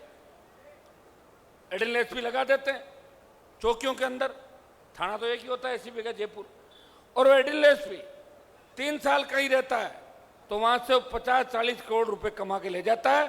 वो सबसे ज्यादा भ्रष्टाचार करता है, और सबसे ज्यादा भ्रष्टाचार अगर राजस्थान के अंदर है तो एंटी करप्शन ब्यूरो के अंदर सबसे ज्यादा भ्रष्टाचार है। इसे कैसे खत्म किया जाए? जो अफसर फील्ड के अंदर भ्रष्ट हैं उनको वहां लगा दिया जाता है। जब मैंने डूंगरगढ़ की रैली के अंदर आवाज उठाई तो एसीबी ने 500 से ज्यादा अभी तक जो स्वीकृतियां उनको देनी थी, अभी इन्होंने, आज मैंने पढ़ा था कि 5 आईएएस और कुछ आरएएस के खिलाफ अभियोजन की स्वीकृति दे दी है। ये आपकी लड़ाई का ही परिणाम है, ये तय है। आप अगर मजबूत रहोगे, पीछा करोगे, जीत आपकी निश्चित रूप से होगी। समय लग सकता है। भाइयों, यहां अमर सिंह ब्रांच में नियम विरुद्ध 28 मोगों से उत्पन्न समस्या का जिक्र आया है। 58% हिस्सेदारी पानी की जो है वो पूरी नहीं हो रही है वहां पे। मैं तो चाहता हूं कि नौर के अंदर जिस तरह नौर में सिंचाई के लिए नौर फीडर में सिद्धमुख ब्रांच नहरों में हिस्से का पानी नहीं मिला, मैं चाहता हूं राजस्थान कैनाल का पानी यहां कैसे पहुंचे, इस बारे में भी विचार करना चाहिए। और नौर का जो इलाका मेरे हिसाब से 30% सिंचित हो गया, 40 कितना है सिंचित? नौर में कितना सिंचित इलाका है? कितना भाई? अरे नौर का कितना है? 30 या 40। ज्यादातर गांव सिंचित नहीं नौर क्षेत्र के, 30 से 40% गांव ही सिंचित है। नोर के प्रत्येक खेत को पानी मिले, ऐसी योजना बने और राजस्थान को उसके हिस्से का पानी मिले।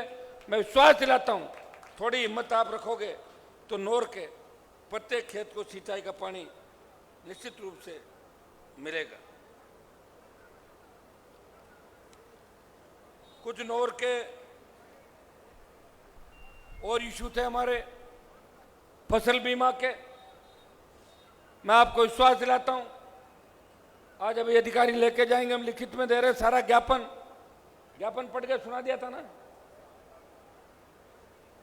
ज्ञापन मैं आपको ज्ञापन भी सुना देता हूं। आज का जो हमारा ज्ञापन है उसमें किसानों की कर्ज माफी है मुद्दा, राष्ट्रीय लोकतांत्रिक पार्टी का। मुफ्त में बिजली, ये हमारे प्रदेश स्तरीय मुद्दे हैं। लोकायुक्त को सशक्त बनाएं, फसल बीमा का क्लेम किसान को पूरा मिले, विभिन्न महकमों में रिक्त पड़े पद भरे जाए, पेट्रोल डीजल की कीमतें कम करे, मोदी भी कम करे और गहलोत भी कम करे, दोनों कम करे तब जाके कम होगी। नहरों से सिंचित क्षेत्र बढ़ाया जाए, लंपी की बीमारी से प्रभावित मुआवजा मिले, बढ़ते अपराधों पर रोकथाम के लिए प्रभावी कानून की आवश्यकता है। राजस्थान के अंदर एसटी जो विद्युत लाइन है, बड़े टावर वाली लाइन निकलती है खेतों के अंदर से, एक व्यक्ति के अगर जमीन और उसमें एक टावर या 2 टावर निकलता, 3-4 बीघा जमीन खराब कर देता। इसमें मुआवजे का प्रावधान नहीं है, मुआवजा मिले। और भारतमाला जो राजस्थान में निकली है, किसानों की लाखों बीघा जमीन चली गई, लेकिन पंजाब हरियाणा ने जो मुआवजा दिया वो राजस्थान ने नहीं दिया। हमारी डीएलसी की दरें कम थी, इसलिए मुआवजा कम मिला। मैं आपको विश्वास दिलाता हूं, ये मामला बार बार मैंने उठाया, उसका परिणाम ये हुआ कि दिल्ली की सरकार ने राजस्थान को पत्र लिखा कि आप बताते हैं अगर आप डीएलसी दर बढ़ाने को तैयार है तो दिल्ली मुआवजा देने को तैयार है। मैं पूरा भरोसा दिलाता हूं कि भारतमाला का मुआवजा नए सिरे से किसानों को मिलना चाहिए। जमीनें चली गई लेकिन मुआवजे के रूप में कुछ पैसा हम लोगों को मिला था। राजस्थान के सभी स्टेट हाईवे, मैं तो नेशनल हाईवे की बात करता हूँ, टोल फ्री होनी चाहिए। हनुमानगढ़ अमर सिंह जो आपका है, उसके जो मोगे हैं, किसानों को पूरा पानी टेल तक मिले। आईजीएनपी में क्षेत्र का 58% हिस्सेदारी का पूरा पानी दिया जाए। आईजीएनपी के विगत 10 वर्षों से सफाई तथा मरम्मत के लिए स्वीकृत हुई राशि का उपयोग उच्च स्तरीय इसकी जांच कराई जाए, कहाँ उपयोग हो रहा है कि नहीं हो रहा है। फसल बिजाई के समय होने वाली नहरबंदी का स्थायी तथा ठोस समाधान निकले। भी हनुमानगढ़ के अंदर बड़ा धरना चला था, आपको पता है। मैं यहाँ के किसानों के प्रतिनिधिमंडल को लेके पंजाब के मुख्यमंत्री के पास गया, 2 दिन पानी चलाया, लेकिन कांग्रेस वालों ने वहाँ जाके कह दिया पंजाब में कि आपका पानी तो राजस्थान ले जा रहा, वहाँ आंदोलन खड़ा करा दिया। अकाली सामने आ गए कि राजस्थान को पानी नहीं ले जाने देंगे। भाइयों, यहाँ काम तो सीएम का था, गहलोत का, लेकिन मुझे पीड़ा थी आपकी, इसलिए मैं आप प्रतिनिधिमंडल को लेके गया था। उसमें भी कांग्रेस को तकलीफ हो गई कि पानी अगर वहाँ से आया तो क्रेडिट हनुमान बेनीवाल को मिलेगा, इसलिए पानी को रुकवाने के लिए पंजाब के अंदर जाके कांग्रेस पार्टी और अकाली दल ने आंदोलन हमारे खिलाफ खड़ा किया था। पिछले 10 वर्षों से नौर उपखंड के 14 बारानी गांव को सिंचित करने की घोषणा सरकार द्वारा की गई, उस घोषणा का क्रियान्वयन किया जाए, इसको भी भेज रहे हैं। नौर उपखंड सहित हनुमानगढ़ जिले में गांव के आबादी क्षेत्र को जनहित में, आबादी की बहुत बड़ी हर जगह दिक्कत है गाँव के अंदर, सरकार इस मामले में कोई अध्यादेश लाए। नौर क्षेत्र के गाँव में सड़क, स्वास्थ्य व स्वच्छ पेयजल जैसी बुनियादी सुविधाओं को सुनिश्चित करें। किसानों को लंबित कृषि कनेक्शन जल्दी दें। 21 जून 2009 को हुए चक राजा सर हत्याकांड, मैं भी उस समय गया था यहाँ मौके पे। मामला मैंने 2-3 बार लोकसभा के अंदर भी उठाया, लेकिन अभी तक ये मामला खुला नहीं। पुनः मैं आपको विश्वास दिलाता हूँ इस मामले को उठाएंगे, और चूंकि 3 बच्चों समेत 3 जनों की हत्या हुई थी ना उस मामले के अंदर, 13 जो हत्याकांड था, ये खुलना चाहिए, ये हम करेंगे। नौर क्षेत्र के भौगोलिक तथा प्रशासनिक स्थिति को मद्देनजर रखते हुए नौर को जिला बनाने की डिमांड भी नौर की आई थी। तो वो आप लोग संघर्ष कर रहे हैं। मैं तो इतना ही कह सकता हूं कि आप नौर को जिला बनाने का अभियान चला रहे हैं। राष्ट्रीय लोकतांत्रिक पार्टी तो राजस्थान में शुरू से इस पक्ष में थी कि जिले बनने चाहिए, लेकिन जिलों में भी क्या किया, रेवड़ियां मार दी, किसी गांव को जिला बना दिया, किसी दो को एक जिला बना दिया। हमारे नागौर में देखो आप, कुचामन डीडवाना, अभी कहते नौर भादरा, एक जिला कैसा होगा, नौर अलग है भादरा अलग है। मैंने वहां कहा था कुचामन डीडवाना और कोटपुतली बेरोड, तो मैंने कहा इनमें बींद कौन है बींदनी कौन है, पता ही नहीं लग रहा क्या है भाई। तो एक तो बताओ इसमें दूल्हा कौन है दुल्हन कौन है। साढ़े दोनों कह रहे हैं, वो परेशान है, लड़ रहे हैं आपस के अंदर कि है कौन सा मुख्यालय कौन सा। अब कह रहे कोई तीसरा बना दो।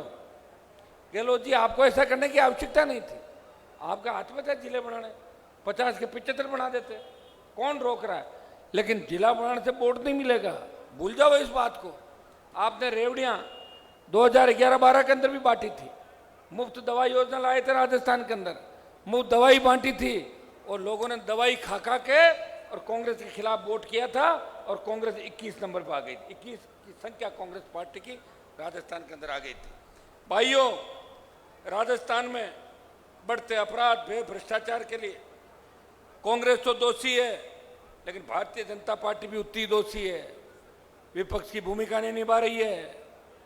12 दूल्हे, एक लुटेरी दुल्हन, कौन मुख्यमंत्री होगा कौन नहीं होगा, किसके नाम पे वोट, कौन आ रहा है कौन जा रहा है, ये तो आप लोग लड़ रहे हो।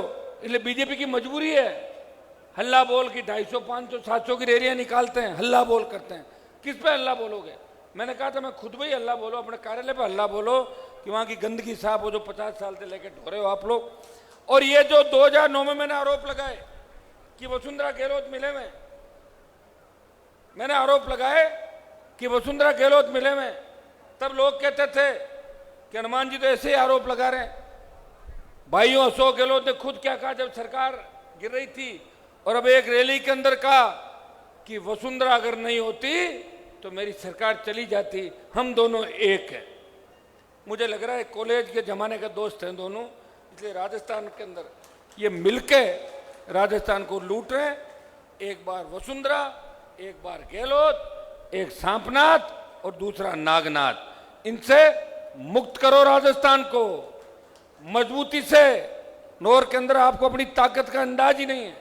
मैंने जो जो जयकारे लगाए उनकी संख्या देख लो, अगर पूरी गिन लोगे ना तो 1.5 लाख तो अकेले वही हो जाएगी, और शेड्यूल कास्ट और मुस्लिम को और जोड़ लो, 2 लाख प्लस वोट तो खुद ही हो जाते हो। डाल दो वोट जाके, और कैसे होता परिवर्तन।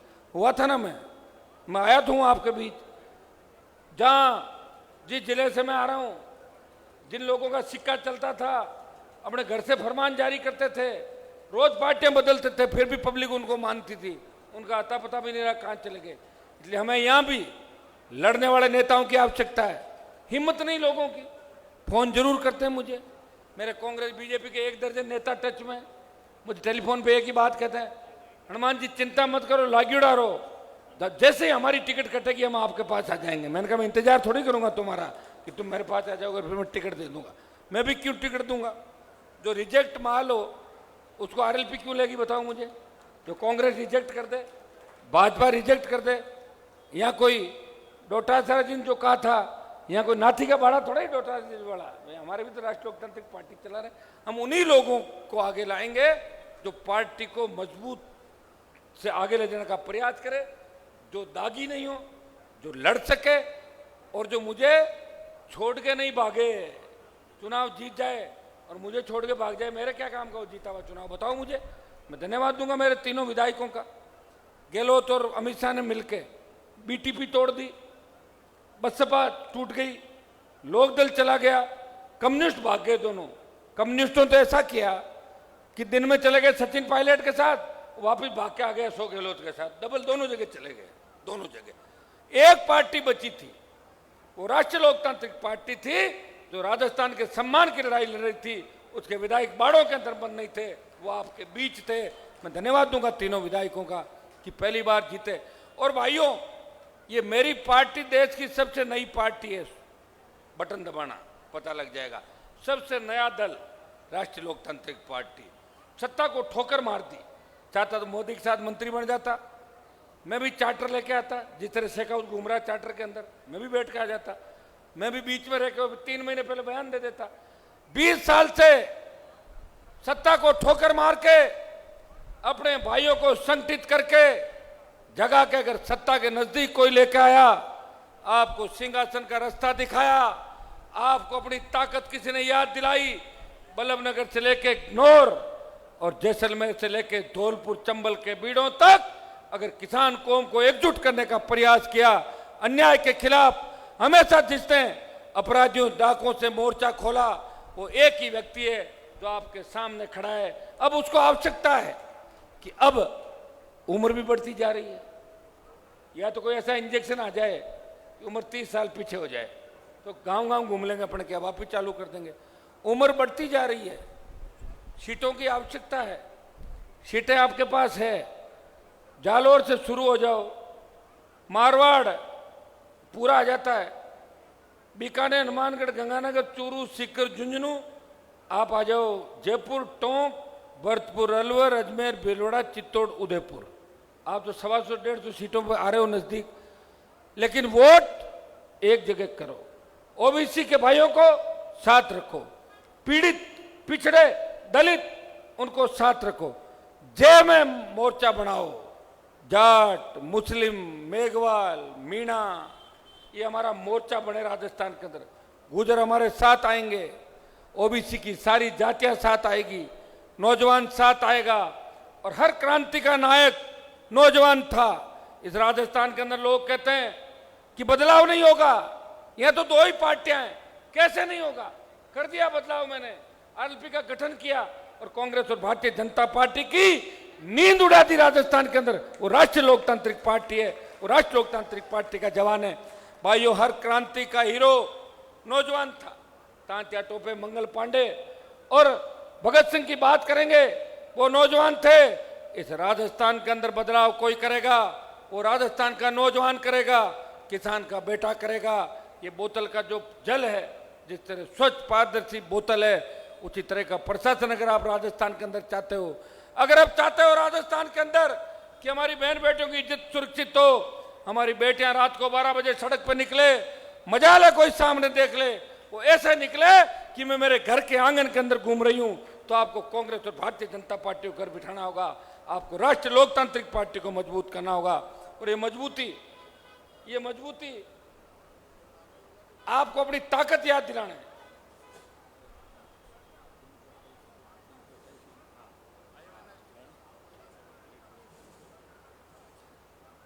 आप सबने लंबे समय तक मेरा इंतजार किया, नागौर से चल के आने के अंदर भी काफी समय लग गया, 5 घंटे।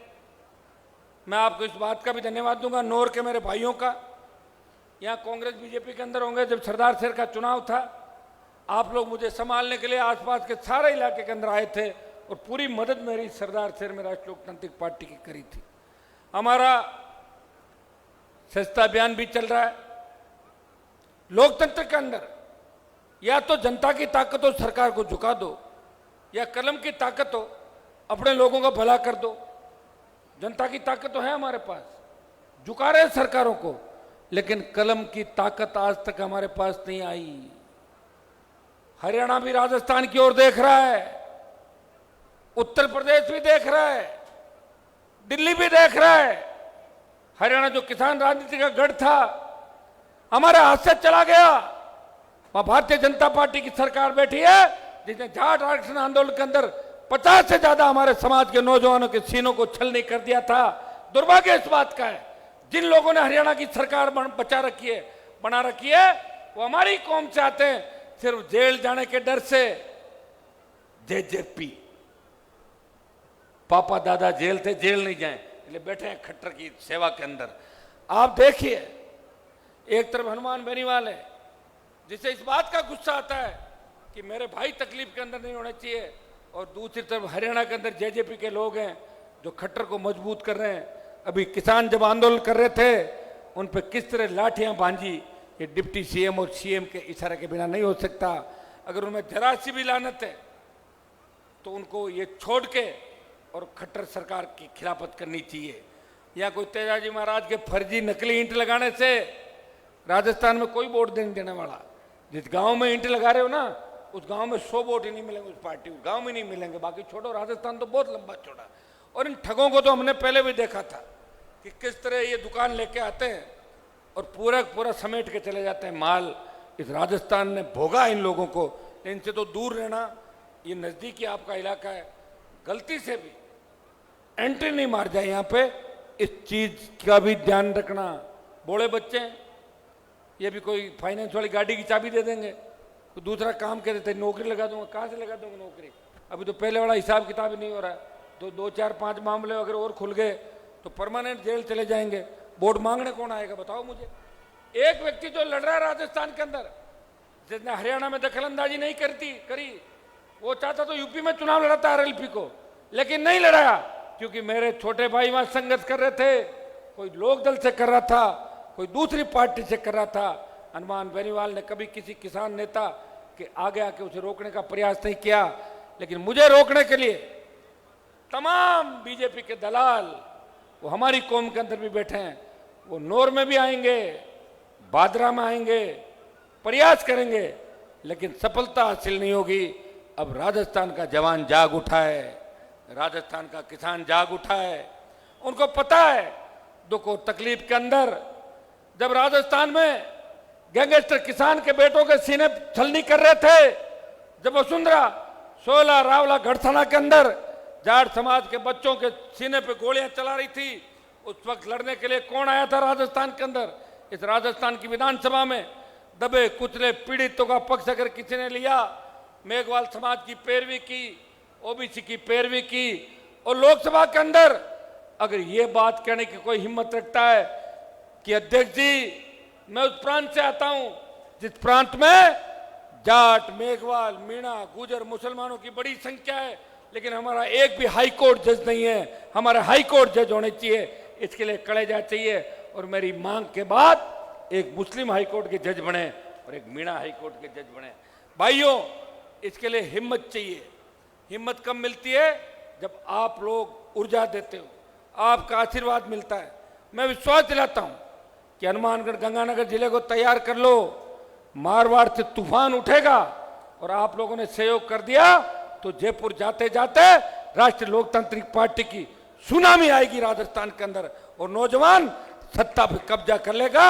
जिस तरह 3 विधायक जीते हैं, अगली बार आप देखना है सारे 2 3 4 महीने के बाद अगर आप हिम्मत रखोगे तो सारी पार्टियां दुम मिलाती हुई आपके पीछे पीछे घूमने लग जाएगी। ये विश्वास भी मैं आपको दिलाता हूं। हमारी पार्टी का सस्ता अभियान भी चल रहा है, नए हैं। मुझे कोई कह रहा था कि आप इतने चिंतित क्यों हो रहे हो, कांग्रेस का संगठन ही नहीं हरियाणा के अंदर है ही नहीं, जिला अध्यक्ष, प्रदेश अध्यक्ष नहीं है क्या? सही बात है, अपने भी एक ऐसी ही चल रही कांग्रेस पार्टी। तो मैंने कहा फिर भी हमने तो प्रयास किया। अभी सस्ता अभियान को देखते हुए कुछ समय के लिए कार्यकारिणी को भंग करके और बच्चों को सस्ता अभियान के अंदर लगा रहे हैं। मैं आपसे भी अपील करूंगा, अपना अपना मोबाइल निकालो, मेरे को पहले करनी चाहिए, लेट हो गया। 77328 77328 ये इस पे मिस कॉल आपको मारना है। हर व्यक्ति तय करे कि मुझे 10 राष्ट्रीय लोकतांत्रिक पार्टी के नए सदस्य बनाने हैं। आप ये सोच लें कि पूरा भार आपके ऊपर पड़ा हुआ है। गलती से भी अगर बीजेपी की 125 सीट आ गई, 5 साल और चटनी बना देंगे अपनी। ध्यान रखना उनकी सरकारों को, पहले की जो सरकारें रही थी। और कांग्रेस तो भाइयों कितना ही कुछ कर लो, गहलोत जी को सरकारी हेलीकॉप्टर चार्टर पड़े हैं, घूमने से मना तो कोई कर नहीं रहा है, और घोषणाओं से कौन मना कर रहा है? सीएम को चाहे जितनी कर दो, पालना कैसे होगी वो बताओ। कांग्रेस तो बहुत नीचे चली जाएगी। मुकाबला भारतीय जनता पार्टी और राष्ट्रीय लोकतांत्रिक पार्टी का होगा। कमर कस लो, अपने शोषित पीड़ित तबके को साथ ले लो, नौर की सीट पे कब्जा करो, भादरा की सीट पे कब्जा करो, हनुमानगढ़ संगरिया होते हुए राज सिंह नगर नूपगढ़ तक सारी सीटों पे कब्जा करो। मैं विश्वास दिलाता हूं कि बल्लभनगर के अंदर जब हमारा भाई भाजपा की जमानत जब्त करवा सकता है तो आप तो मजबूत हो, आप तो वो वीर हो जिन्होंने आजादी की लड़ाई लड़ी। आप सामंती ताकतों के आगे झुके नहीं थे, किसी को लगान नहीं दिया। आपके यहाँ गढ़ किलों का इतना आतंक नहीं था। हम तो इन इलाकों से आते हैं जहाँ गढ़ किलों के सामने से लोग जूती पहन कर नहीं निकलते थे। अपने अनाज का जो निकालता है वो पहले अपने नए अनाज की रोटी बना के नहीं खा सकता था। वो परिस्थितियां भी हमने देखी राजस्थान के अंदर, लेकिन राजस्थान को इन सामंती ताकतों से मुक्त किसी ने कराया और जागीरदारों के जूते मार के अगर इलाज किसी ने किया वो इस कौम ने राजस्थान के अंदर किया। 35 कौम को अंगुली पकड़ के अगर बूथ तक कोई लेके गया वो इस कौम का नौजवान था जिन्होंने सादत दी। और उसी का परिणाम है कि लोकतंत्र की खुली हवा के अंदर आप सांस ले रहे हो, हम आपके रखवाले हैं। मैं मेरे समाज के नौजवानों से भी अपील करूंगा कि हमें जिस गांव में हमारी संख्या थोड़ी ज़्यादा हो और दूसरे हमारे भाई कम हो, उनका पूरा ध्यान रखना है, उनकी पूरी पैरोकारी करनी है। सर्व समाज को साथ लेके चलेंगे तभी देश पे कब्जा वापस कर सकते हैं। देश पे कब्जा हमने किया था। चौधरी चरण सिंह जी जब प्रधानमंत्री बने तो तमाम जातियां, उत्तर प्रदेश के कुर्मी, त्यागी, यादव, जाट के साथ साथ मुस्लिम, तमाम तबके उनके साथ खड़े थे। जब हरियाणा के अंदर मुख्यमंत्री बने तमाम जातियां साथ थी। राजस्थान के अंदर आप एकजुट हो जाओ, दूसरे लोग साथ आने को तैयार है। लोगों को गले लगाओ, उनकी मदद करो। निश्चित रूप से आने वाला समय आपका है। आपका नेता इतना मजबूत है कि कोई व्यक्ति मुझे खरीद नहीं सकता और कोई झुका नहीं सकता। अगर मेरा सर झुकता है तो वीर तेजाजी महाराज के सामने झुकता है। मेरे कमरे के अंदर गहलोत की फोटो नहीं है, मेरे घर में कोई वसुंधरा की फैशनेबल फोटो नहीं है। मेरे घर के अंदर अगर फोटो है तो महाराजा सूरजमल की मिलेगी, वीर तेजाजी की मिलेगी, रामसा पीर की मिलेगी, गोकुला जाट की मिलेगी या दूसरे देवी देवताओं की मिलेगी। भाइयों, लड़ने वाला मजबूत व्यक्ति जो मिला है उसे मदद करो, क्योंकि अकेले नागौर और मारवाड़ से सत्ता पे कब्जा नहीं किया जा सकता। और आदमी उम्मीद वही करता है जहां उसके खुद के लोग होते हैं। भाई के भाई काम आता है। जब किसान आंदोलन में हनुमान बेनीवाल ने सादत देके अपनी जवानी फिर समर्पित की, वो समय आ गया, आपको ऋण चुकाना है। और 2023 के चुनाव के अंदर आरएलपी पार्टी की आंधी गंगानगर हनुमानगढ़ जिले के अंदर चले। हमारे छोटे भाई हैं हनुमानगढ़ गंगानगर के अंदर नशे की प्रवृत्ति के अंदर डूबते जा रहे हैं। चरस, इसमें एक नया नशा कौन सा, चिट्टा क्या बोलता है, चिट्टा, क्या क्या नशे आ गए। भाइयों, पंजाब कल्चर है, पंजाब में नशे का बड़ा कारोबार हो रहा है। हरियाणा से दारू जाती राजस्थान होके, ये मिलाजुली का खेल है। ये सारा सिस्टम खत्म हो गया। हमें अपने आप पे कंट्रोल करना है। नौजवानों को एक ही नशा रखना है कि पहले हमारी सरकार बनाएंगे, सरकार में खाली पद है, अपने आप नौकरियां लग जाएगी, रोजगार मिलेगा, नई इंडस्ट्री आएगी, कानून आपके हिसाब से बन जाएंगे। नशा छोड़ के माता पिता का नाम कैसे रोशन हो, ऐसा काम हमें करना है। अपराध नहीं करना, अन्याय नहीं करना। और झुंड में मिलके दूसरी जातियों की जैसी आदत है ना, मैंने पढ़ा, इतिहास पढ़ाया है, भोंकते ज्यादा हैं, काम कम करते हैं। 50-100 इकट्ठे हो जाते हैं, हाथापाई कर लेते हैं, अकेले कुछ भी नहीं कर पाते। हमें हर व्यक्ति की रखवाली करनी है, हर व्यक्ति की मदद करनी है और झुंड में किसी अकेले नियत व्यक्ति पे वार भी नहीं करना है। इस बात का भी हमें ध्यान रखना है। हम लड़ाके हैं और देश के इतिहास के अंदर अगर हम जाएंगे, जो जाति आज बात कर रही है कि हमारा इतिहास है, उनकी तो उत्पत्ति बहुत बाद में हुई थी। हमारा इतिहास तो समुद्रगुप्त से लेकर पता नहीं कब का इतिहास है, लंबा चौड़ा। लिखने वाले लिख नहीं पाए सही ढंग से। इस इतिहास को भी सही लिखाने की आवश्यकता है। वो कौन लिखेगा? जब सरकार आएगी, सरकार आ गई, इतिहास लिख देंगे, बना देंगे नया इतिहास, बनता ही रहता है। और क्या, कौन लिखता है इतिहास, बताओ मुझे। इतिहासकार, बनाई कमेटी, लाओ अप्रूवल, बन गया इतिहास। ये हमारे थे, ये उनके थे। ये तो भैया जिनके राज थे वो मजे ले गए। आपका राज तो आया नहीं। रैलियों में काम लिया, वोटों में काम लिया। हमारे नेता दलाल थे, कभी इस पार्टी को बदला, कभी उसको बदला, ये धंधा किया या खुद का व्यापार कर लिया, फॉरेन में बच्चों को पढ़ने के लिए भेज दिया। 4 नौकरियां लगा ली, इसलिए आपकी चिंता किसी ने नहीं करी। अगर घर परिवार बर्बाद करके किसी व्यक्ति ने जीवन के 25 साल खोए, वो हनुमान बेनीवाल है जिसने इस कौम को आगे बढ़ाने का प्रयास किया। मैं विश्वास दिलाता हूँ कि आज अगर देश की नजरें, छोटी सी घटना हो जाती देश के अंदर, चाहे मध्य प्रदेश के अंदर भी घटना हो जाए, उम्मीद एक से ही करते हैं कि हनुमान जी इस मामले को उठाएंगे। वो लोकसभा के अंदर बैठे हैं। मेरे लिए तो इससे बड़ी गौरव की बात नहीं हो सकती, और मेरे लिए इससे बड़ी गौरव की बात भी नहीं हो सकती कि मैं विपक्ष में हूँ, लेकिन जब ऑल पार्टी मीटिंग होती है तो प्रधानमंत्री के पास में मैं बैठा मिलूंगा, मेरी पार्टी की बात भी रखता हूँ और सरकार को खींचता भी हूँ। एनडीए में था तो भी साथ बैठता था, नेता तो बहुत हुए आपके गंगन हनुमानगढ़ के अंदर भी, कितने प्रधानमंत्रियों के साथ बैठे, नाम बता दो। हाँ, प्रधानमंत्री के लिए चाय पानी लाने घूमते होंगे, ये तो मुझे पता है कि अपने राजस्थान के नेताओं ने क्या किया, दिल्ली के नेताओं ने क्या किया। भाइयों, मैंने आपको जगाया, लड़ना सिखाया, एकजुट होकर हमें काम करना है। कुछ लोग कांग्रेस के अंदर बैठे 3-4 महीने बैठे रहे, मेरे कोई दिक्कत नहीं, जैसे आचार संहिता लगे कूद के सारे आरएलपी के अंदर आ जाओ। कुछ बीजेपी में बैठे, काम निकालो, कोई दिक्कत नहीं। अब की बार बीजेपी का भी इलाज करना है और कांग्रेस का भी करना है, और जब जरूरत पड़े तो अपने भाई की मदद करनी है। ये प्रण लेके आप नौर की रैली से जाएंगे। नौर का जो ऐतिहासिक कार्यक्रम आप बच्चों ने किया 3-4 दिन की अवधि के अंदर, हमारे पास बड़ा नेता तो कोई है नहीं यहाँ पे, नौजवानों ने मिलकर आयोजन किया, एक धमाकेदार एंट्री हनुमानगढ़ जिले के अंदर आप लोगों ने कराई, वाया नौर होते हुए। बाकी जगह भी अब आगामी दिनों में हम रैलियां भी करेंगे, आंदोलन हमारे चल रहे हैं, जहां भी आवश्यकता हो आपको याद करें। और सबसे बड़ा समर्थन होता है सोशल मीडिया पे, आपको हमेशा ताकत देनी है पार्टी को, मुझे, और कोई गलत बात करे उसका विरोध भी हम लोगों को करना है, और किसी के बेकावे में आके फालतू की बात भी हमें नहीं करनी है, इस बात का भी ध्यान रखना है। कई लोग भौंकने के लिए पैदा हुए हैं, वो भौंकते रहते हैं, लेकिन कुत्ते भौंकते हैं, हाथी निकलता है तो कुत्ते भौंकते रह जाते हैं, कौन पूछता कुत्तों को, उनकी तरफ आप ध्यान मत दो। आपको ध्यान हनुमान बेनीवाल आरएलपी को आगे बढ़ाने की ओर देना है, इस बात का विशेष ध्यान रखना।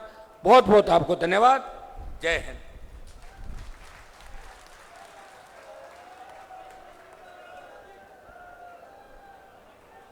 बहुत बहुत धन्यवाद भाई साहब, हम आपके संघर्ष को सैल्यूट करते हैं। साथियों, ऐसा लड़ाका हमें बार बार नहीं मिलेगा जिन्होंने पूरा जीवन राजस्थान को समर्पित कर दिया। राजस्थान की छात्र राजनीति में रहते हुए युवाओं के लिए लड़ते रहे, उसके बाद में 3 बार राजस्थान की विधानसभा में किसान जवान की आवाज उठाकर उनके लिए लड़ते रहे, और अब देश की सबसे बड़ी पंचायत लोकसभा के अंदर हमारे हक के लिए लड़ रहे हैं। ऐसे लड़ाके को हम दिल से सैल्यूट करते हैं। भाइयों, आपसे हाथ जोड़कर निवेदन है कि ऐसे लड़ाके को कमजोर मत पड़ने देना। जो साथी ईमानदारी से साथ देना चाहते हैं वो अपना अपना मोबाइल निकालें, और जो हमारा सदस्यता नंबर है 77-328 उस पर मिस कॉल करें और पार्टी की सदस्यता ग्रहण करें।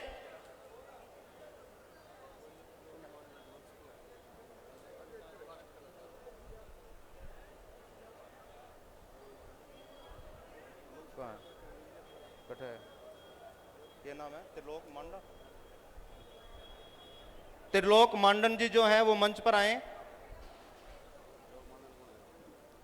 राजेश जी बैरड और नरेश जी मील वो भी एमपी साहब को समृति चिन्ह भेंट करेंगे।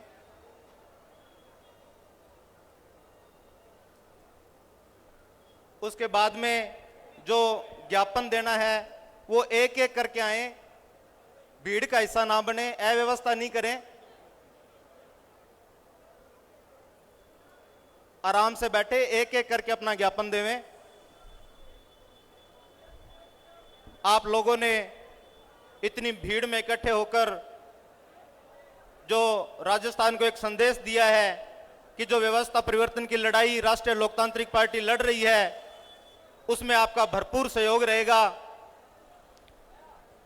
हम चाहते हैं कि आने वाले विधानसभा चुनाव में जो राज का ताज है वो नेताजी के सिर पर हो।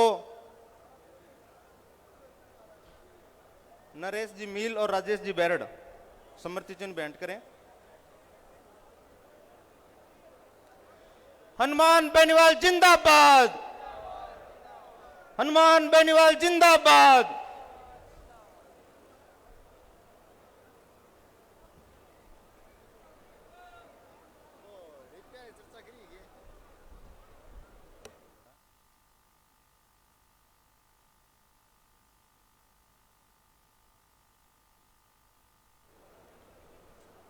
एक ये कीपैड मोबाइल है जो किसी का खो गया है, वो यहाँ स्टेज पर है, जिसका भी है वो आकर ले जाएं।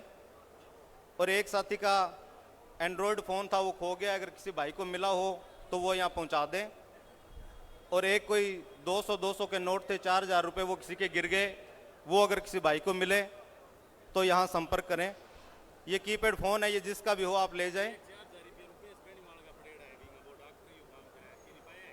4000 रुपये वो रुपेश जी बेनीवाल है, उनके गिर गए। मंच जो भी साथी नेताजी से मिलना चाह रहा है या फिर हनुमान बेनीवाल जी से कोई आपका व्यक्तिगत काम है, अपने गांव का काम है, तो आप जाट समाज भवन के अंदर वहां मिले नेताजी से। आपके साथ बैठकर नेताजी लंबे समय तक आपसे बात करेंगे, आपकी सारी समस्याओं को सुनेंगे।